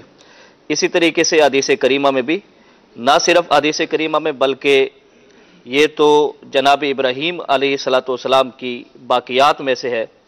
اور اس سے قبل بھی، اسلام سے قبل بھی 4 مہینے ایسے تھے جو حرمت والے تھے.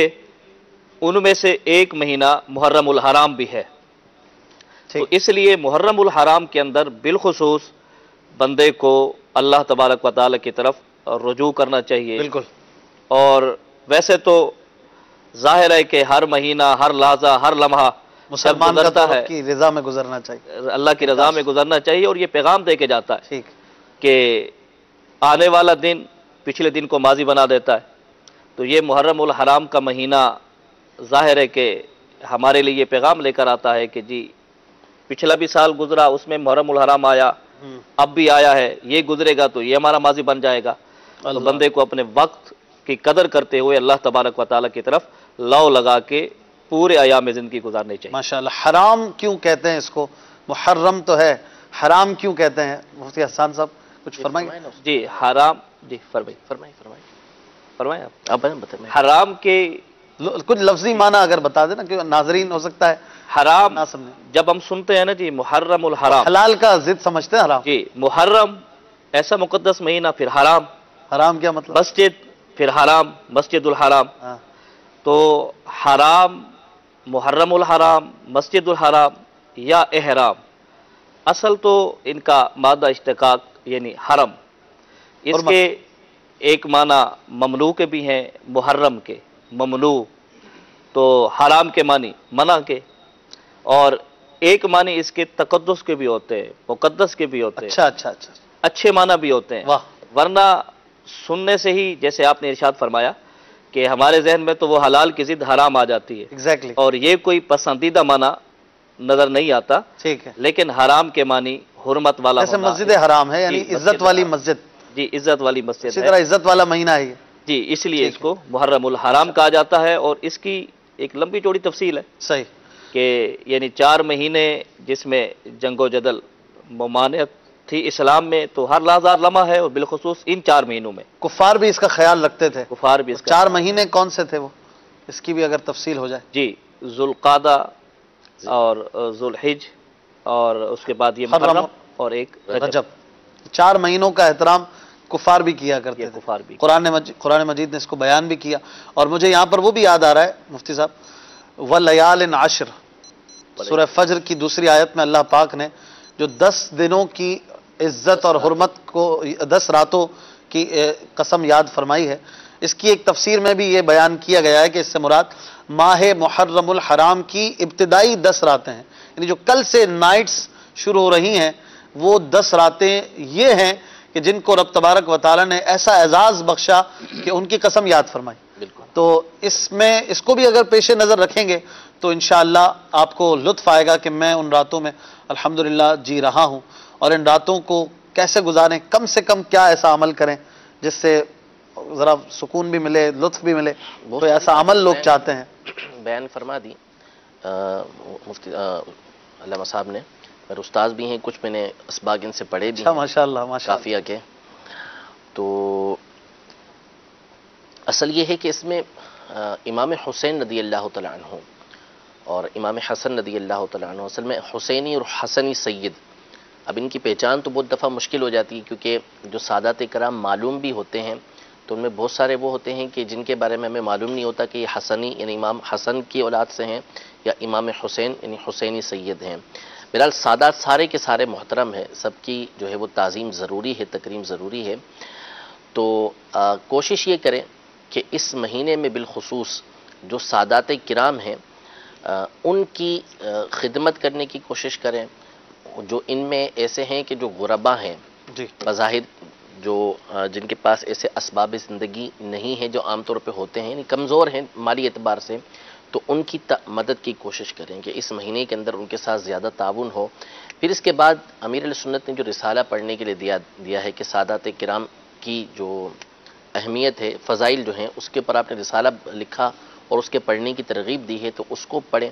اچھا، امام حسین رضی اللہ تعالیٰ عنہ کی سیرت کو پڑھیں تاکہ ہمیں پتہ چلے کہ ان کی زندگی کتنی پیاری تھی اور کس طرح یہ نبی کریم صلی اللہ تعالیٰ علیہ وسلم کی آنکھوں کے تارے ہونے کے باوجود صحیح، دین اسلام کے لیے کسی قربانی دی تاکہ ہمارے اندر بھی یہ جذبہ پیدا ہو۔ تو سادات کرام سے محبت کو پیدا کرنے کی کوشش کریں، مزید بڑھانے کی ماشاءاللہ، کوشش کریں، اور ساتھ ہی ساتھ جو ہے وہ ان کی خدمت کرنے کی کوشش کریں اس بہت مہینے کے اچھا اندر پوائنٹ دیا، بالخصوص۔ بہت اچھا پوائنٹ دیا ہے کہ بہت ساری جگہوں پر نیاز بھی ہو رہی ہوتی ہے اور کھچڑا بنتا ہے تو شربت کا سلسلہ ہے، سبیلیں لگتی ہیں، لیکن جو سادات کرام کے بعض اوقات گھروں میں جو کیفیت ہوتی ہے، غربت ہوتی ہے، بعض اوقات بیچارے پریشان بھی ہوتے ہیں، تو اگر آپ کے محلے میں کوئی سید زادے ہیں، خاص طور پر ان کا ان دنوں میں، ویسے تو جنرلی دھیان رکھنا چاہیے، وہ ہمارے سر کے تاج ہیں، لیکن سادات کرام کو ان دنوں میں خوب آپ ان کو نوازے بھی، میں کیا کہوں، ہم تو انہی کے در کے ٹکڑے کھا رہے ہیں، تو آپ انہیں کچھ اپنا مال پیش کر کے ان سے برکتیں حاصل کریں، اور جس طرح ہو سکے ان کی خدمت کریں، اور ایٹ لیسٹ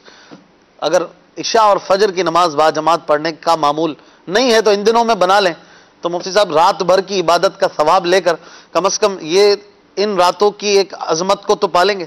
جی بالکل، تاکہ اس کی برکت سے ساری زندگی کی عادت بھی بن جائے، کاش اور اگر پہلے جماعتیں واجب تھی چھوڑی ہیں تو اس سے توبہ بھی کر لیں۔ ماشاءاللہ، عمران مدنی بھائی ماہ محرم کے فضائل پر اب کیا فرمائیں گے؟ بسم اللہ الرحمن الرحیم۔ یہ دونوں میرے اساتذہ کرام ہیں، میں نے آپ کو عرض بھی کیا کہ ان کے سامنے بولنے میں تھوڑی پریشانی ہوگی، نہیں، جو ان سے سیکھا ہے وہی بتانا ہے نا، تو ان کے سامنے تو اور اچھی ذرا ٹریننگ ہوگی۔ مفتی صاحب کہہ رہے ہیں میں چلا جاؤں، میں عرض کر دیتا ہوں۔ اب ایسا نہ کریں، ان کو زحمت نہ دیں۔ جی، محرم الحرام کے حوالے سے بہت اہم گفتگو اساتذہ کرام نے فرمائی ہے۔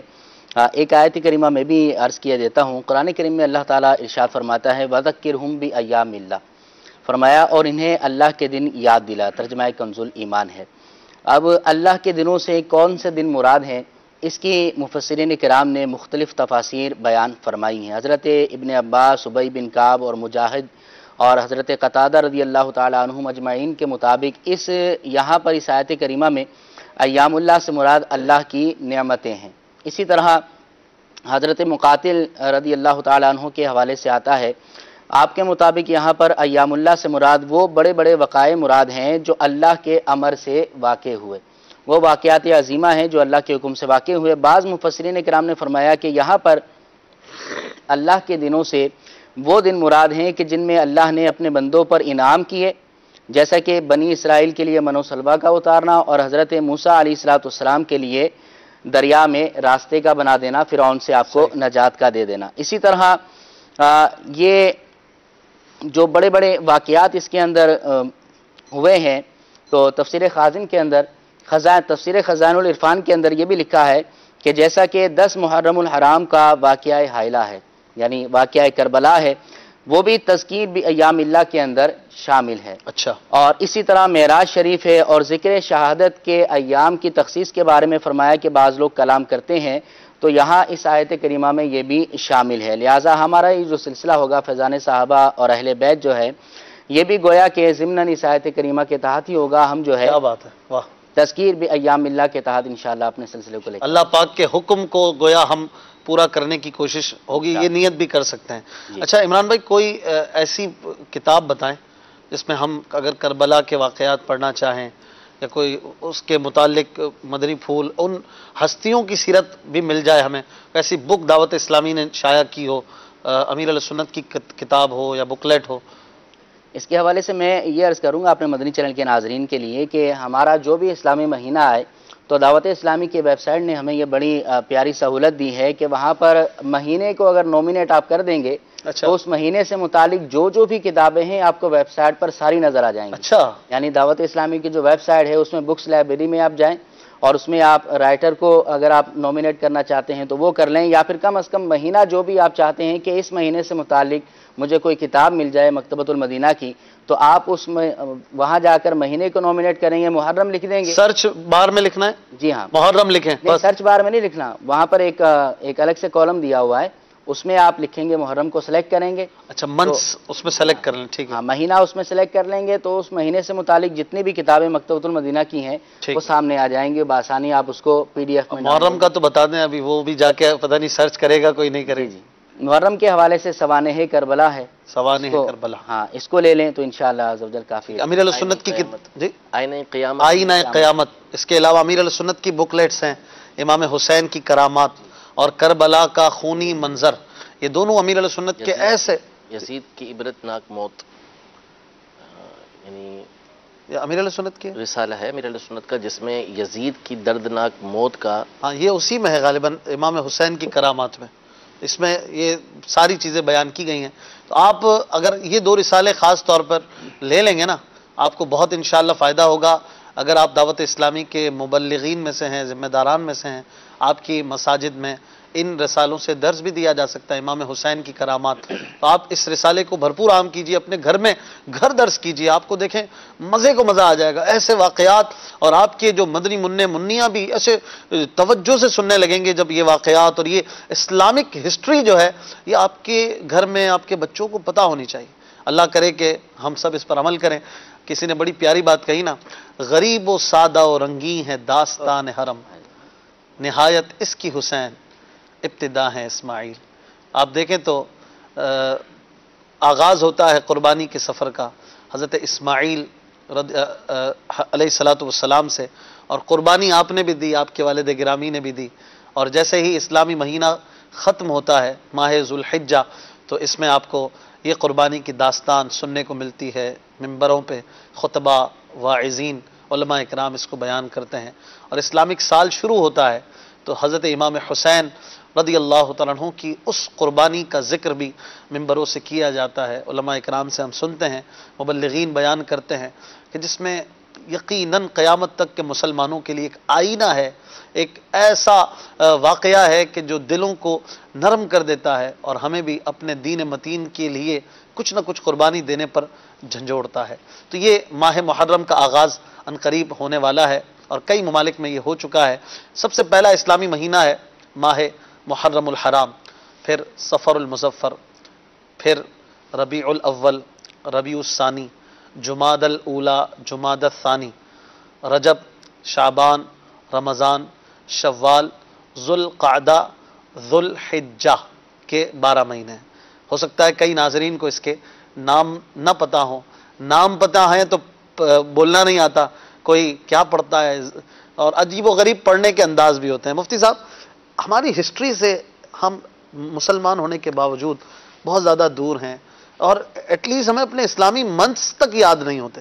کسی سے پوچھ لیں کہ آج اسلامی ڈیٹ کیا ہے، شاید لاکھوں میں سے کوئی ایک آدھ بتائے، مبالغہ کروں تو اس کی کیا وجہ ہے، اور اگر ہم اپنی ہسٹری سے قریب رہیں تو کیا فوائد ہے؟ یہ تو ہے کہ بندہ جب تک اپنے بزرگوں کے احسانات کو یاد رکھتا ہے تو کامیابی جو ہے اس کے قدم چومتی ہے۔ آج ہماری جو تباہی اور بربادی کا ایک بہت بڑا نتیجہ ہے وہ ایسے ہی افراد ہیں کہ جن کے مقاصد ہی یہ ہیں کہ ہم اپنے بزرگوں سے دور ہو جائیں، اپنی تاریخ سے دور ہو جائیں، اور اپنے جو اسلاف کے کارنامے ہیں اس کو وہ اس انداز میں بہت سے لوگ بیان کرتے ہیں کہ وہ افسانہ بنا دیتے ہیں۔ تو یہ بہت ضروری ہے کہ ہم اپنے بزرگوں کے حالات پڑھیں، اپنی اسلامی تاریخ کو پڑھیں، اور صحیح تاریخ جو بیان کی گئی ہے اس کا مطالعہ کریں تو ہمیں پتہ چلے گا کہ ہمارے اسلاف نے کیسے کیسے کارنامے انجام دیے ہیں۔ یعنی آج دنیا کی بہت ساری ایسی ایجادات ہیں کہ جو 16ویں صدی کے اندر یورپ کے اندر ہونا شروع ہوئیں، بڑی بڑی ایجادات ہیں، لیکن اس کی اب بنیاد پر جائیں گے تو چاہے میڈیکل سائنس ہو یا دیگر چیزیں ہوں، اس میں آپ کو مسلمان سائنسدانوں کا بہت بڑا حصہ ملے گا۔ بالکل بالکل۔ اور یورپ کے اندر جو انقلاب آیا بھی تو وہ بھی مسلمان جو نامور ہمارے مسلمان حضرات گزرے ان کی کتابوں کے ذریعے یہ انقلاب آیا، لیکن اس چیز کو بالکل چھپا دیا گیا، بالکل ظاہر نہیں کیا جاتا۔ لیکن جب بندہ تحقیق کرتا ہے، پڑھتا ہے، تو اسے پتہ چلتا ہے کہ ہمارے اسلاف نے کیسے کیسے کارنامے کاغذ جو ہے انجام کتنی دیے۔ بڑی ایجاد ہے، کاغذ دنیا میں سب سے پہلے کاغذ ایجاد کرنے والا مسلمان سائنسدان تھا بغداد میں، اور یہ 8ویں یا 9ویں ہجری میں یہ کام ہوا تھا، اور آج اس کو شاید ہم یاد نہیں کرتے ہیں، ہمیں کچھ اور لوگ یاد ہیں۔ بہت ساری چیزیں ہیں، اس کی بنیاد پر آپ چلے جائیں تو وہ آپ کو مسلمان ہی اس کے اندر ملیں گے۔ ایسی بہت ساری، اب ظاہر سی بات ہے کہ سوشل میڈیا کے اندر آتی رہتی ہیں ایسی چیزیں۔ اسی طرح ہمارا جو المیہ ہے وہ یہ ہے کہ ہم، یعنی آپ تو اسلامی تاریخ کی بات کر رہے ہیں نا، آپ بہت سو سے صرف اتنا پوچھ لیں کہ نبی کریم صلی اللہ تعالیٰ علیہ وآلہ وسلم کے والد گرامی کا نام کیا تھا، اللہ اللہ، تو بہت بڑی تعداد ہوگی، صحیح فرمایا، کہ جس کو یہ نہیں پتا ہوگا۔ آپ بہت سو سے یہ پوچھ لیں کہ حضور علیہ السلام کو سب سے پسندیدہ لباس کون سا تھا۔ اب میں کیا بولوں، اگر آپ کسی انڈین ایکٹر کے یا ایکٹریس کے لباس پوچھنا شروع کریں تو بہت سارے لوگ آپ کو پتہ نہیں کیا کیا بتانا شروع کر دیں گے، لیکن ایسے ہی لوگ نبی کریم صلی اللہ علیہ وسلم کے لباس کے بارے میں نہیں جانتے ہیں کہ حضور علیہ السلام کیسا لباس پسند کیا کرتے تھے۔ یہ تو پتہ ہوگا کہ فلاں کرکٹر یا فلاں کھلاڑی یا فلاں جو ہے وہ شخص جو ہے وہ فلاں جگہ کا برگر کھانا پسند کرتا ہے، لیکن نبی کریم صلی اللہ علیہ وسلم کھانے میں کیسی سادہ غذا پسند کرتے تھے یہ کسی کو نہیں پتا، بہت کم لوگوں کو پتا ہوتا ہے۔ تو جب ہمارا حال اس ہستی کے بارے میں یہ ہے کہ جس پر ہماری نجات موقوف ہے، تو پھر ہم اسلامی تاریخ کے بارے میں ان کو کیا کہیں۔ ایک بڑی پیاری جو ہے وہ پوسٹ آتی رہتی ہے اکثر و بیشتر کہ فلاں فلاں فلاں کا نام آتا ہے، مشہور ہیروز کا اور فلاں کا، کہ آپ ان کو یاد کرتے رہتے ہیں۔ یہ وہ لوگ ہیں کہ جنہوں نے زندگی میں آپ کو ایک مرتبہ بھی یاد نہیں کیا، یہ آپ کو جانتے تک نہیں ہیں، کیا نکتہ ہے، کبھی آپ کو یاد نہیں کرتے، لیکن وہ ہستی کہ آپ کے پیدا ہونے سے پہلے 1400 سال پہلے، 1450 سال پہلے، آپ کے پیدا ہونے سے پہلے راتوں کو آپ کو یاد کر کے روتی رہی، اپنے رب عز و جل کی بارگاہ کے اندر آپ کی بخشش و مغفرت کی دعا کرتی رہی، آپ کے گناہوں کے لیے اللہ تبارک و تعالیٰ کی بارگاہ میں عرض کرتی رہی، اس ہستی کو آپ کتنا یاد کرتے ہیں۔ تو یہ ایک سوچنے والی بات ہے کہ ہر کوئی یہ سوچے صحیح کہ میں نے آج کے دن میں بیٹھ کے کیا خاص طور پر آقا علیہ السلام کو یاد کیا. صلی اللہ علیہ نہیں ملے گا آپ کو، بہت کم تعداد ملے گی کہ جس نے ایسا کیا ہو. تو جب ہم نبی کریم صلی اللہ علیہ وسلم کے معاملے کے اندر اس طرح کریں تو پھر آگے کا ہم کیا کہیں. اب بھی وہ ہمیں یاد رکھتے ہیں، وہ ہمیں اور اب بھی ہمارے اعمال ان پہ پیش کیے جاتے ہیں، اچھی کاموں پہ خوش ہوتے ہیں، بالکل. بروں پہ ہمارے لیے دعائیں مغفرت فرماتے ہیں. بلکہ خود فرماتے ہیں کہ لم ازل انادی فی قبری امتی امتی، اللہ اللہ، کہ میں تو قیامت تک اپنی قبر کے اندر امتی امتی پکارتا رہوں گا. تو حضور علیہ السلام کو یاد کرنا چاہیے. پھر اس کے بعد جو آگے کی سیرتیں ہیں ان کو یاد رکھنا چاہیے. پھر اس کے بعد جو یہ معاملات ہیں یہ ایک یعنی ایک چھوٹی چیز لگتی ہے بظاہر کہ ہمیں یہ نہیں پتا کہ کل محرم کا جو ہے وہ چاند نظر آئے گا اور کون سا اسلامی سن شروع ہو رہا ہے. بظاہر یہ چھوٹی سی بات ہے، لیکن جو بندہ ان چیزوں کو یاد رکھتا ہے اسے پتہ چلتا ہے کہ اس کو دین کے ساتھ، اپنے اسلامی سن کے ساتھ، اسلامی ہجری کی معلومات کے بارے میں کتنا شغف ہے. اصل میں جو چھوٹی چھوٹی چیزیں اسلام سے اٹیچمنٹ کی ایک نشانی ہے نا، جو جتنا اسلام سے اٹیچ ہے، اپنے قلبی طور پر وابستہ ہے، وہی ان چیزوں کو یاد رکھے گا. تو آپ نے یاد نہیں رکھا ہوا، ایک ہے چلو بندے کی توجہ نہیں رہتی، لیکن ہمارے یہاں تو باقاعدہ اس کا کوئی ہے ہی نہیں نا.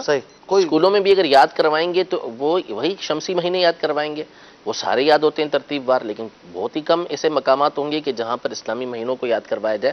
بظاہر یہ ایسی لگے گی کہ بہت سے کہنے والے کہیں گے بیک ورڈ قسم کے لوگ ہیں، لیکن ٹھیک ہے اگر اس کو بیک ورڈ کہتے ہیں تو ہم اس کو قبول کرتے ہیں. ٹھیک ہے، تو یہ چیزیں یاد رکھنی چاہیے کہ ہم ایک مسلمان ہیں، اور مسلمان کی جو مسلمانوں کے ساتھ جو چیزیں وابستہ ہیں وہ یہ چیزیں بھی ہیں کہ بظاہر بھلے آپ کو چھوٹی چھوٹی نظر آ رہی ہیں، لیکن آپ کا شغف، آپ کی اسلام کے ساتھ محبت، یہ چیزیں ظاہر، آپ کی سوچ اس سے واضح ہوتی ہے. خاص طور پر اگر قبلہ دعوت اسلامی کو دیکھیں، دعوت اسلامی الحمدللہ زمانے کے تمام تقاضوں سے ہم آہنگ ہے. اس وقت میڈیا کے ٹاپ چینلز میں دعوت اسلامی کا چینل آتا ہے، اور کون سا وہ شعبہ ہے جس میں دعوت اسلامی کے مایا ناز مدنی کام نہیں ہو رہا ہے.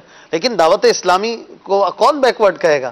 الحمدللہ دعوت اسلامی نے جتنا اسلامی ڈیٹس کو، اسلامی سال کو پروموٹ کیا ہے، آپ کو کم ملے گا. یہ تو یہ جو سوچ ہے یہ بھی غلط ہے کہ یہ بیکورڈ قسم کے لوگوں کے معاملات ہیں، بلکہ اس کو تو اپنے ذہن میں رکھنا، یہ انشاءاللہ اسلام سے بھی قریب کرے گا اور آخرت دنیا دونوں سنورے گی انشاءاللہ.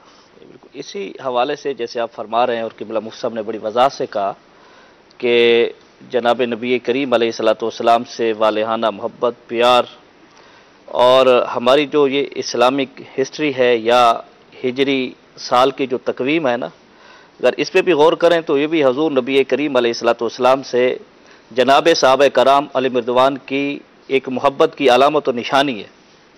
جب جناب حضرت ابو موسیٰ اشعری رضی اللہ تعالی عنہ نے جناب عمر بن خطاب رضی اللہ تعالی عنہ سے عرض کی کہ حضور اب چونکہ آپ کے خطوط دیگر ممالک میں بھی جاتے ہیں، بادشاہوں کو بھی جاتے ہیں، تو تاریخ اوپر نہیں ڈالی جاتی، تو کیوں نہ ہو کہ ہم کوئی تاریخ اوپر لکھ کر بھیجا کریں.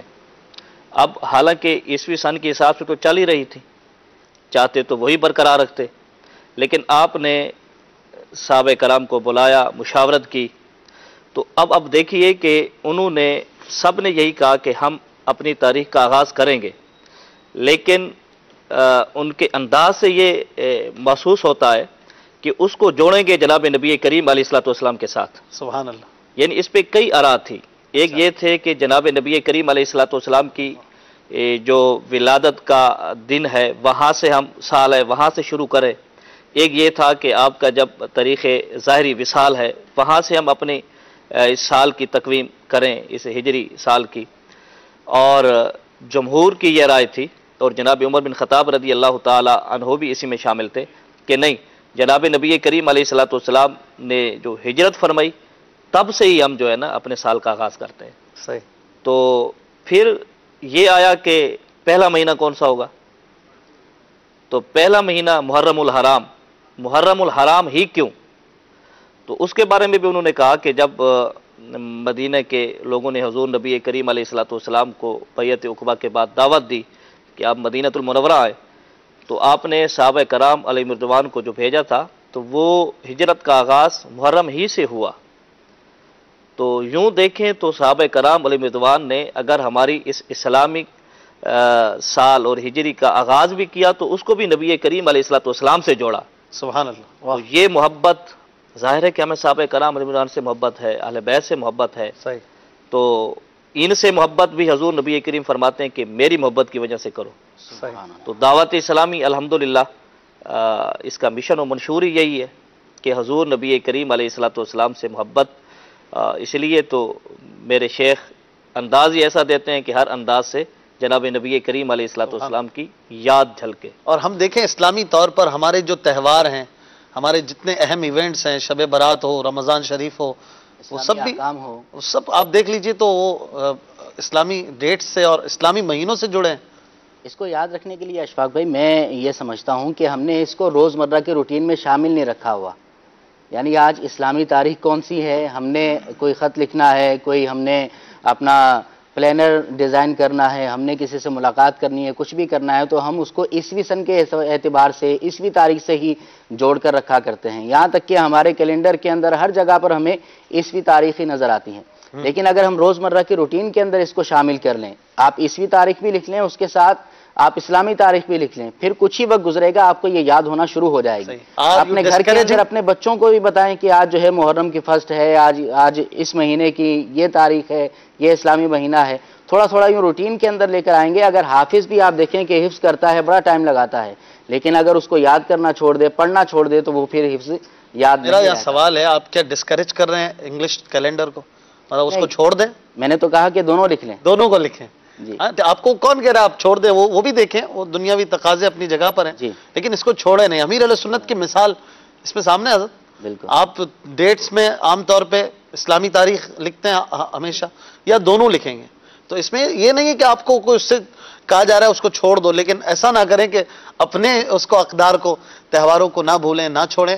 بہت فائدہ ہوتا ہے اور آپ کے ذہن میں بہت سارے اسکیجولز جو ہیں وہ سیٹ رہتے ہیں. مثال کے طور پہ آپ نے اسلامی تاریخ کو نہیں دیکھا اور کوئی پلانس سیٹ کر دیا، پتہ چلا یہ تو کوئی 12 ربیع الاول آ گئی، ارے یار بیچ میں تاریخ آ گئی، اب تو وہ ربیع الاول کا مہینہ ہے، مجھے تو میلاد منانا ہے، اب کیسے کروں؟ ارے یہ تو معراج شریف کی رات آ گئی، مجھے تو کہیں جانا تھا، سفر کرنا تھا، میں نے تو میٹنگ سیٹ کر لی تھی. ارے رمضان شریف آ گیا، میں نے تو انگلش کیلنڈر سے سیٹ کر لیا تھا. تو اگر اسلامک ڈیٹس بھی ذہن میں ہوں گی، آپ کی اسکیجولنگ، آپ کی سیٹنگ، پلاننگ، اس میں بھی آپ کو سہولت ہوگی. اور سب سے بڑی بات محبت مصطفیٰ صلی اللہ علیہ وسلم کی ایک جھلک ہے. یہ اسلام سے اٹیچمنٹ کی ایک ایسی صورت ہے جو سمبولک صورت ہے، جس کو بہت بڑی بات بظاہر لوگ نہیں سمجھتے، لیکن واقعی قلبی لگاؤ کو ظاہر کرنے کے لیے یہ بہت اہم ہے. لہٰذا جو اسلامی مہینہ شروع ہو رہا ہے اس کو بھی یاد رکھیے اور اللہ کا شکر ادا کیجیے. جس طرح نیو ایئر نائٹ مناتے ہیں مفتی احسان صاحب، کیا ہم کل بھی نیو ایئر نائٹ منائیں؟ اصل میں دیکھیں طریقہ کار تو ہمارا بہت خوبصورت ہے. ہم تو نیو ایئر نائٹ بھی ہمارے یہاں تو مدنی چینل پر ایک طریقہ کار جدا ہے. لوگ گناہوں کے ذریعے منا رہے ہوتے ہیں اور ہم جو ہے اس میں نیکیاں لے کر آئے ہوئے ہوتے ہیں. تو کل کا دن بھی ہمارا جو مدنی چینل کا طریقہ کار ہے وہ یہی ہے کہ مدنی مذاکرہ ہوگا. ہر سال ہوتا ہے ہمارے یہاں، تو سلسلہ ہی ایک دن پہلے سے شروع ہو گیا ابھی، تو 29 تاریخ کو شروع کر دیتے ہیں. یہ اس لیے تاکہ 30ویں شب کو، ہاں 30ویں شب کو احتیاطی طور پہ پہلے شروع کر دیا. 30 ہوگی یا پہلی ہوگی؟ جی. تو اس لیے ہمارا تو طریقہ کار ہی ہے کہ ابتدا جو ہو وہ اچھے ہی انداز میں ہونی چاہیے، چاہے وہ عیسوی سن کی ہو چاہے وہ ہجری سن کی ہو. اگر کوئی دیوانہ مناتا ہے نیو ایئر نائٹ تو کیسے منائے؟ نہیں، اس طرح نیو ایئر نائٹ تو نہیں منانا چاہیے. جو طریقہ کل اگر کوئی مناتا ہے تو کوئی طریقہ بتا دیں. مذاکرے میں آ جائے، مذاکرے میں آئے، مدنی چینل شکر ادا کریں، شکر ادا اللہ تعالیٰ سے دعا کریں کہ اللہ یہ سال جو ہے وہ اچھے سے اچھا گزرے. ابھی مدنی چینل پر امیر علیہ سنت نے دعا بھی ارشاد فرمائی کہ کون سی دعا جو ہے وہ مہینے کی ابتدا میں، سال کی ابتدا میں پڑھنی چاہیے، وہ بھی پڑھیں اور اللہ تبارک و تعالیٰ سے دعا بھی کریں کہ یہ پورا سال آپ کا اچھے انداز میں گزرے. آمین. دو باتیں اور ہم تو الحمدللہ ہمارا جو یہ چلے گا تو اس میں یہ دونوں تاریخیں آتی ہیں، عیسوی تاریخ بھی آئے گی اور ہجری تاریخ مدنی چینل پر. مدنی چینل پر. دوسری بات یہ ایک بڑی تعداد ہے، جیسے بات چلی نا پتہ نہیں ہوتا، بہت سو سے پوچھ لیں انہیں عیسوی تاریخ تو معلوم ہوگی کہ کس سن میں کس تاریخ کو پیدا ہوئے، لیکن ہجری سن اور ہجری تاریخ ان کو معلوم نہیں ہوگا اپنا ذاتی. حالانکہ یہ ایک شغف ہونا چاہیے کہ کس سن کے اندر، کس تاریخ کے اندر آپ ہجری سن میں تاریخ میں پیدا ہوئے، یہ بھی آپ کو معلومات ہونی چاہیے. مجھے میں نے نکال لیا تھا جب آپ حضرات سے یہ سیکھا، تو پھر مشکل تھوڑی سی ہوتی ہے، لیکن آپ نکالنا چاہیں تو وہ آج کل ایسے آ گئے ہیں. آپ گوگل پہ جائیں، ایسے ویب سائٹس ہیں وہاں پر اپلیکیشنز آ گئی ہیں اب تو، اب وہاں جا کر اپنی عیسوی تاریخ ڈالیں، آٹومیٹک وہ کنورٹ کر کے آپ کو بتا دے گا کہ آپ کی کیا تاریخ ہے۔ تو مفتی صاحب آپ کی کیا ڈیٹ ہے اسلامی؟ میری تو والدہ نے الحمدللہ یاد رکھی ہوئی تھی شروع سے ہی، اچھا 23 جمادی الثانی جو ہے، اچھا یہ پورے 1400 سن ہجری تھا، 1400، یعنی آپ اس وقت 40 سال کے ہونے والے ہیں۔ یعنی ہجری اعتبار سے، باقی اس اعتبار سے 38 سال کی عمر ہونے اچھا، تو یہ فرق ہوتا ہے کچھ اسلامی اور اس میں؟ 10 دن کے 35 سال کے اندر 1 سال کا فرق پڑ جاتا ہے، اچھا 10 دن کے اعتبار سے۔ تو کنورٹر کے بہرحال جو ہجری کنورٹر ہوتے ہیں اس پہ مکمل بھروسہ نہ کیجیے گا، اچھا اس میں بعض اوقات جو ہے وہ 1 آدھ دن کا فرق آ جاتا ہے۔ تو یہ جو توقیت کا علم جانتے ہیں نا، علم ان سے توقیت، کروا لیں۔ ان سے آپ معلومات لے لیں کہ بسا اوقات یہ فرق آ جاتا ہے اس میں۔ ٹھیک ہے، عمران بھائی کو یاد ہے اپنی؟ نہیں مجھے آپ نکال لیجئے گا۔ میں انشاءاللہ۔ اچھا گل رضا بھائی؟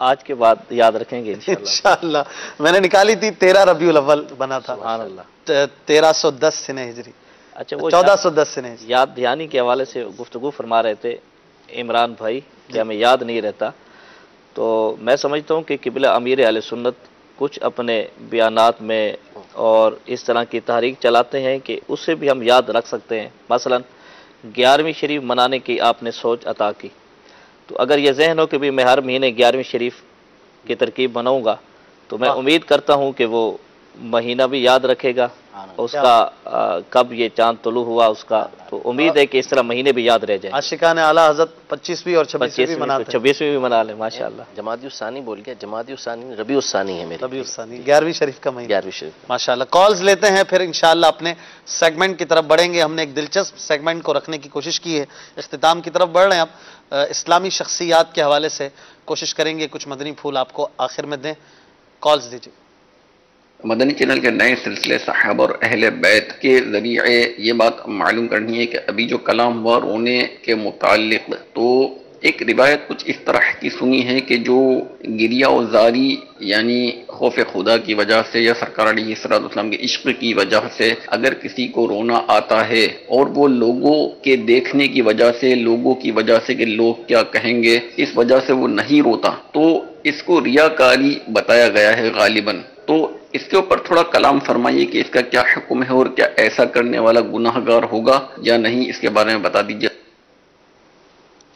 یہ تو روایت تو کہیں نہیں پڑھی اس طرح، اور نہ یہ سمجھ میں آتا ہے۔ البتہ یوں ہے، 2 چیزیں ہیں۔ نمبر 1، آداب دعا کے اندر، فضائل دعا کے اندر اعلیٰ حضرت امام اہل سنت رحمۃ اللہ تعالی کے والد گرامی کی جو کتاب ہے، اس میں دعا کے آداب کے اندر یہ لکھا ہے کہ تفاخر نہ کرے، یعنی تکبر نہ کرے، وہ یوں کہ لوگوں کے اللہ تبارک و تعالیٰ کے سامنے تو اس نے گڑ گڑاتے ہوئے دعا کر رہا تھا، چہرہ اس کا ایسا تھا کہ گریہ و زاری چہرے پہ طاری تھی، اب کوئی دیکھنے والا آ گیا تو شرما کر وہ ایسے ہو گیا، بالکل اس نے اپنے چہرے کو صحیح کر لیا۔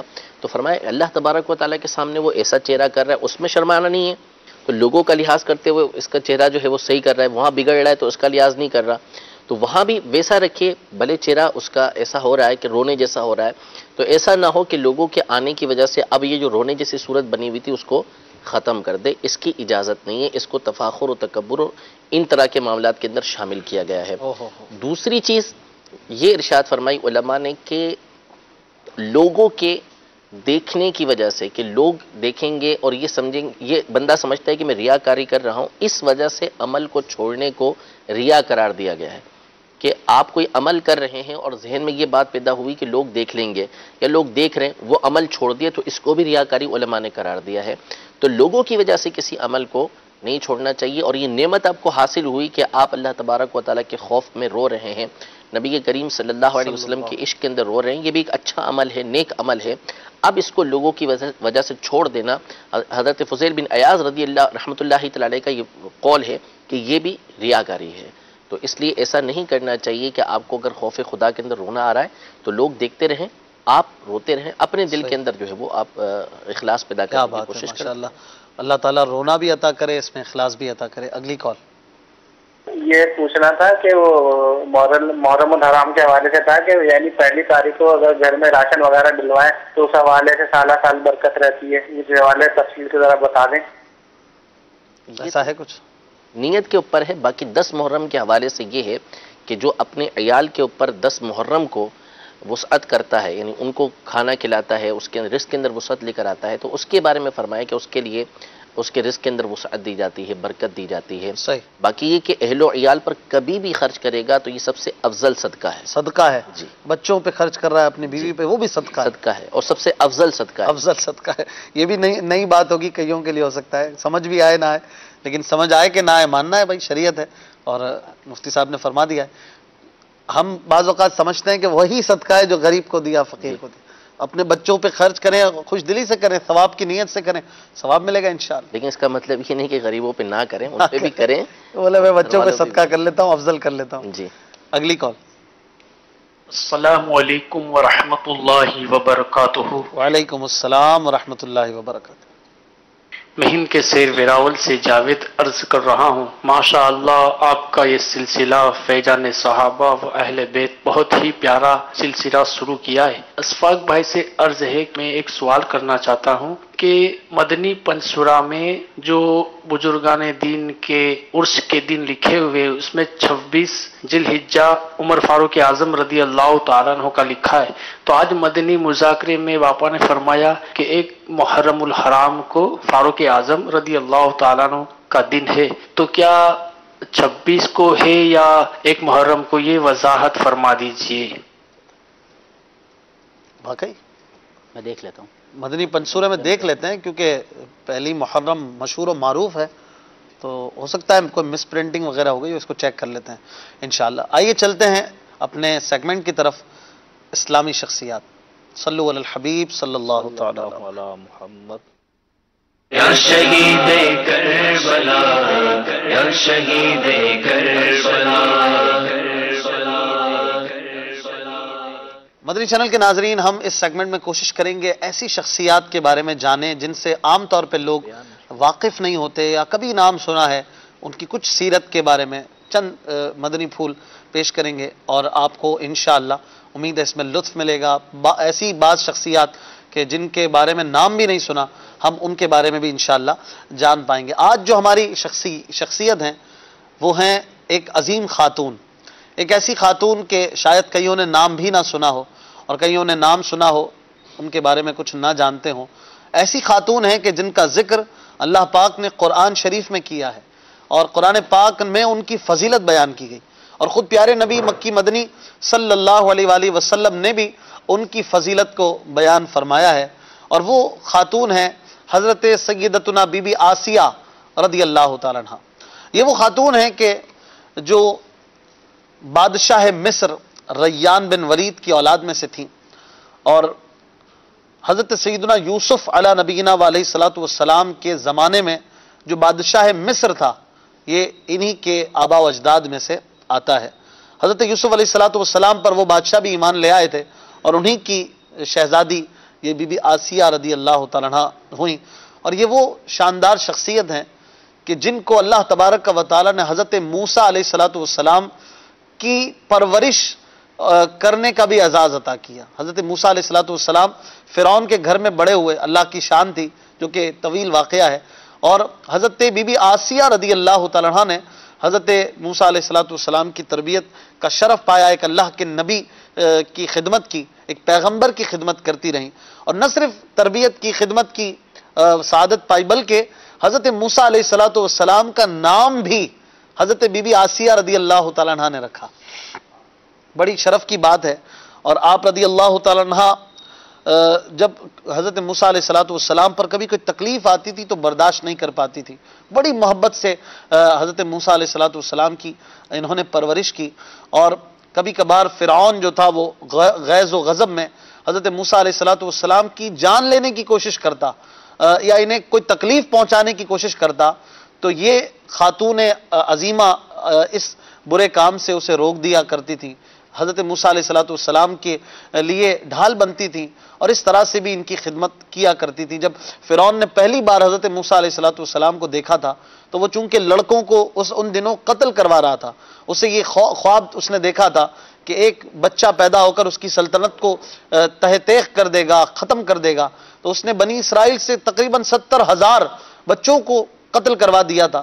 حضرت موسیٰ علیہ الصلوۃ والسلام کو اللہ تعالیٰ نے لیکن بچا لیا، اور فرعون ہی کے گھر میں آپ ایک صندوق کے ذریعے پانی کے ذریعے پہنچے تو حضرت بی بی آسیہ رضی اللہ تعالیٰ عنہ نے سفارش کی کہ ہم اس بچے کو کیوں نہ پال لیں، کیونکہ فرعون جو تھا وہ بے اولاد تھا اور حضرت بی بی آسیہ جو تھی وہ فرعون کی بیوی تھی، اور آپ حضرت موسیٰ علیہ السلام پر جادوگروں کے واقعے کے بعد جب حضرت موسیٰ علیہ السلام نے جادوگروں کے جادو کے سامنے اپنا معجزہ پیش کیا تھا، دکھایا تھا، اس پر حضرت بی بی آسیہ رضی اللہ تعالیٰ عنہ مسلمان ہو گئی تھی۔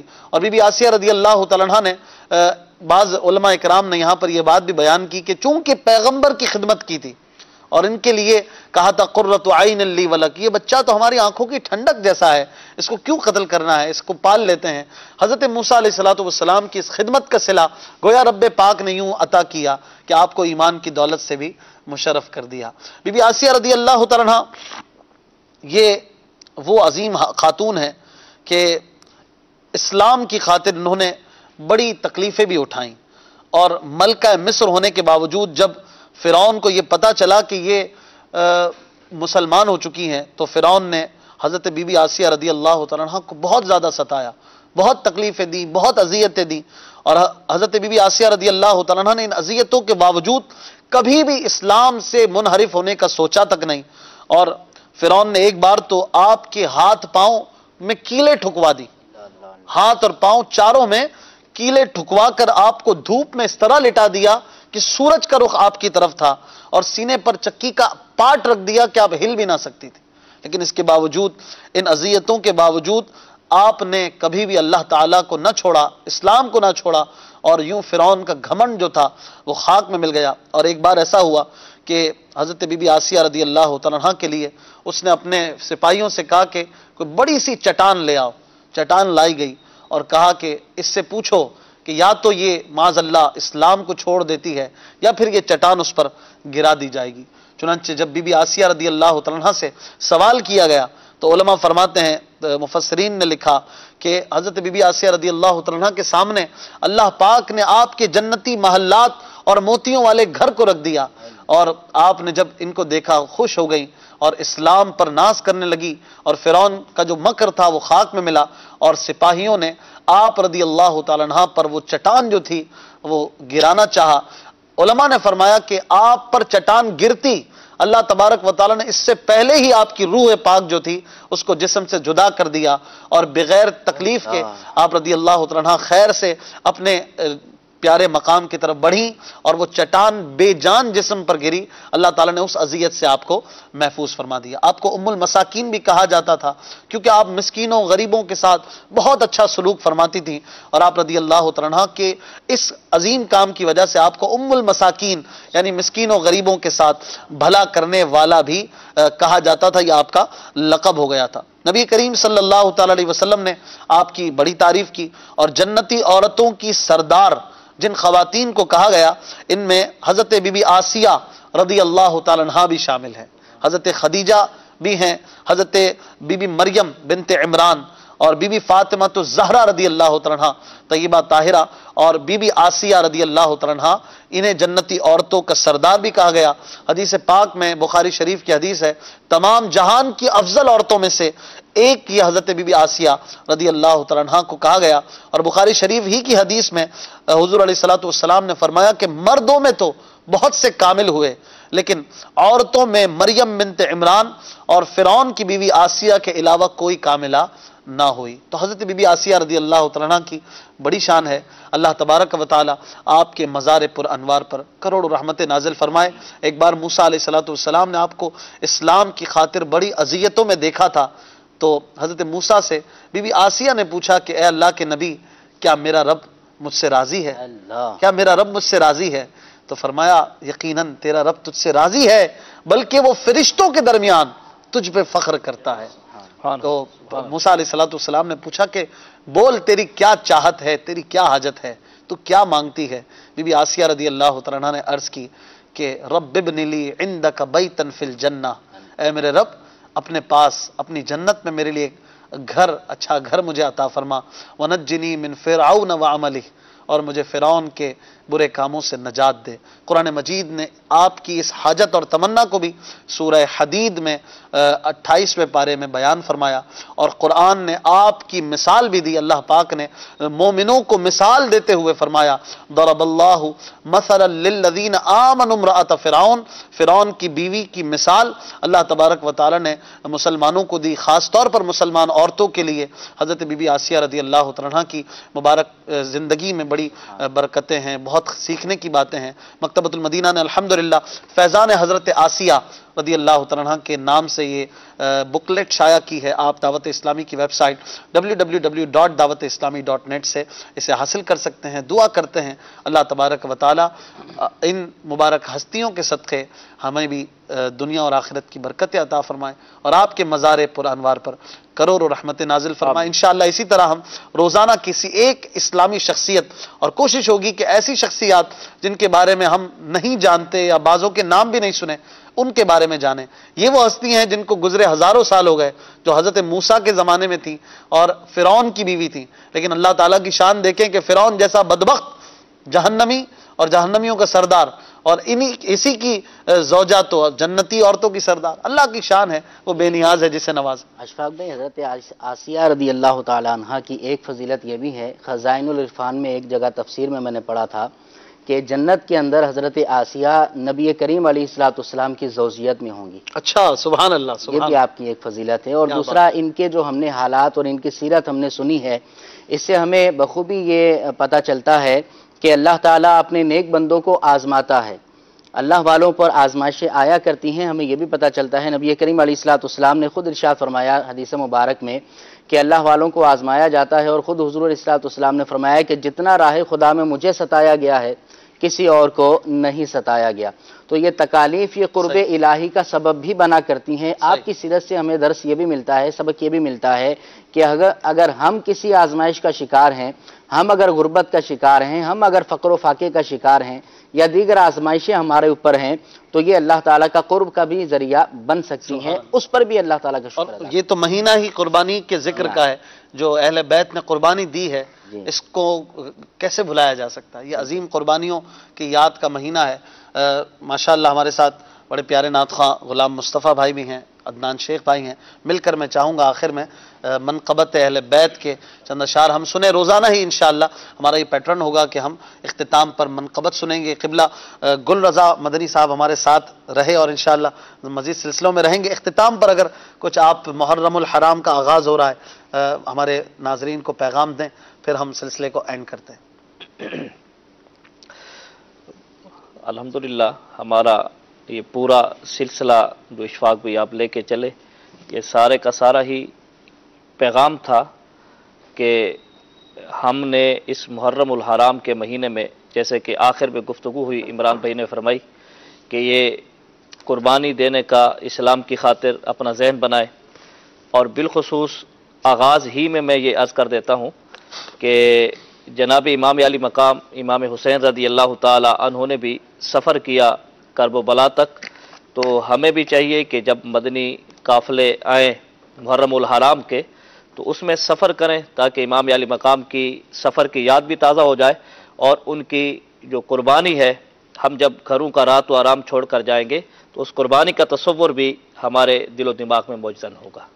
جزاک اللہ، بہت شکریہ بھائی۔ آخر میں یہ بھی عرض کرنا چاہوں گا کہ کل جو ہے وہ محرم شریف شروع ہو جائے گا، انشاءاللہ چاند نظر آ جائے گا، تو نبی کریم علیہ السلام کی بارگاہ میں پوچھا گیا، صحیح مسلم شریف کی حدیث مبارک ہے، یا رسول اللہ ای الصیام افضل بعد رمضان، یا رسول اللہ رمضان کے بعد کون سے روزے سب سے زیادہ افضل ہیں؟ تو نبی پاک صاحب الاولاق صلی اللہ علیہ وسلم نے ارشاد فرمایا شہر اللہ المحرم، فرمایا کہ رمضان کے بعد سب سے زیادہ افضل روزے اللہ کے مہینے محرم کے ہیں۔ ایک اور حدیث مبارک میں طبیبوں کے طبیب اللہ کے حبیب صلی اللہ علیہ وسلم کا فرمان رحمت نشان ہے کہ محرم کے ہر دن کا روزہ ایک مہینے کے روزوں کے برابر ہے۔ تو یہ محرم شریف کی آمد ہوگی تو روزوں کا بھی ہمارا ذہن ہونا چاہیے۔ کل جو ہے چاند رات ہوگی، یعنی کہ ہمارا محرم کی پہلی رات ہوگی، تو اس کے اندر سورہ ملک پڑھنے کی بھی بڑی فضیلت ہے۔ نبی کریم علیہ السلام نے فرمایا کہ جو چاند کو دیکھ کر سورہ ملک کو پڑھتا ہے تو اللہ تعالیٰ پورا مہینہ اس کو راحت و سکون عطا فرماتا ہے۔ نبی کریم علیہ السلام نے فرمایا کہ اس کے اندر 30 آیتیں ہیں اور یہ 30 دنوں کے لیے کافی ہو جایا کرتی ہیں۔ ماشاءاللہ۔ لہٰذا روزانہ پڑھنے کی جو سورہ ملک کی فضیلت ہے وہ اپنی جگہ پر ہے، لیکن چاند رات کو اگر اس کو پڑھیں گے تو اس کی الگ فضیلت۔ چاند دیکھتے ہوئے پڑھنا ہے یا ویسے ہی چاند رات کو پڑھ لیں؟ چاند رات کو پڑھنے کی ہے۔ ٹھیک ہے، جزاک اللہ خیرہ۔ اہل بیت اطہار کے شان میں کچھ اشعار منقبت پاک۔ صلو الحبیب صلی اللہ تعالی وسلم۔ آیا نہ ہوگا اس طرح حسن و شباب ریت پر، آیا نہ ہوگا اس طرح حسن و شباب ریت پر، گلشن فاطمہ کے تھے سارے گلاب ریت پر، گلشن فاطمہ کے تھے سارے گلاب ریت پر، آل بطول کے سوا کوئی نہیں کھلا سکا، آل بطول کے سوا کوئی نہیں کھلا سکا، قطرہ آب کے بغیر اتنے گلاب ریت پر، قطرہ آب کے بغیر اتنے گلاب ریت پر، اور عشق میں کیا لٹائیے،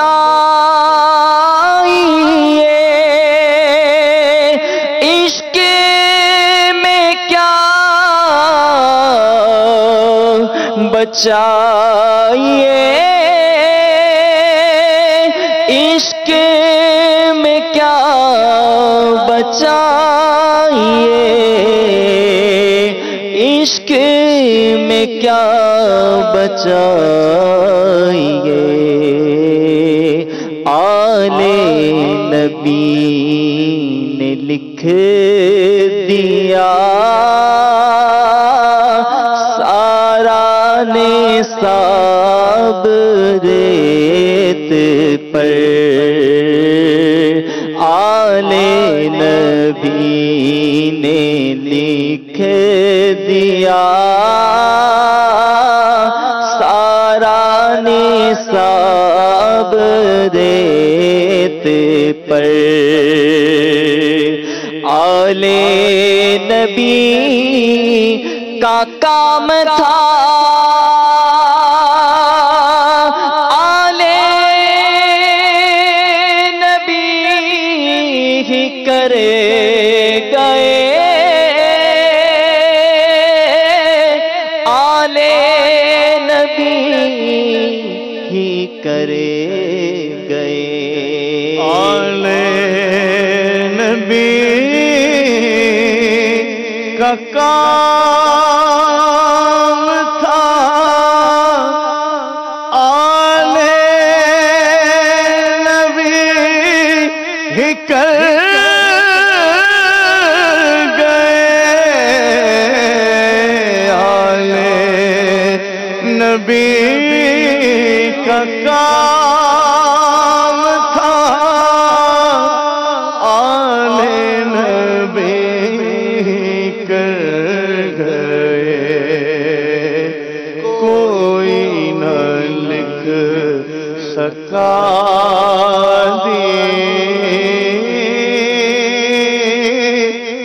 ایسی کتاب ریت پر کوئی نہ لکھ سکا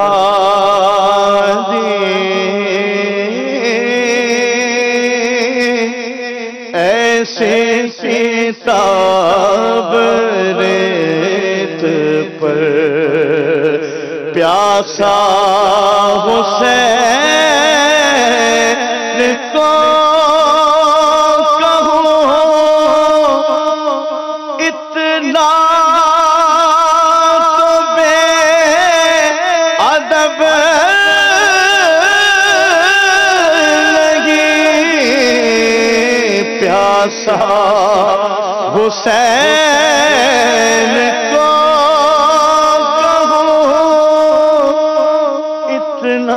تو بے ادب نہیں، لمس لبے حسین کو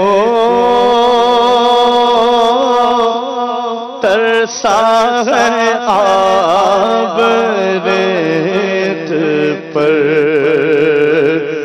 لمس لبے حسین کو ترسا ہے آب ریت پر، گلشن فاطمہ کے تھے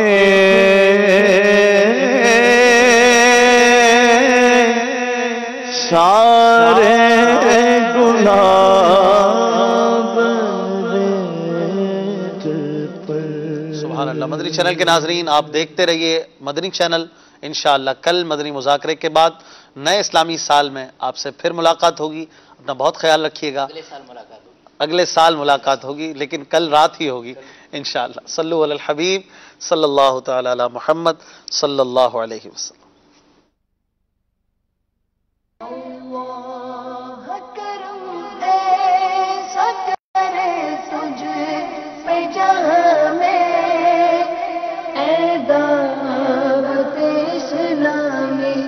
تیری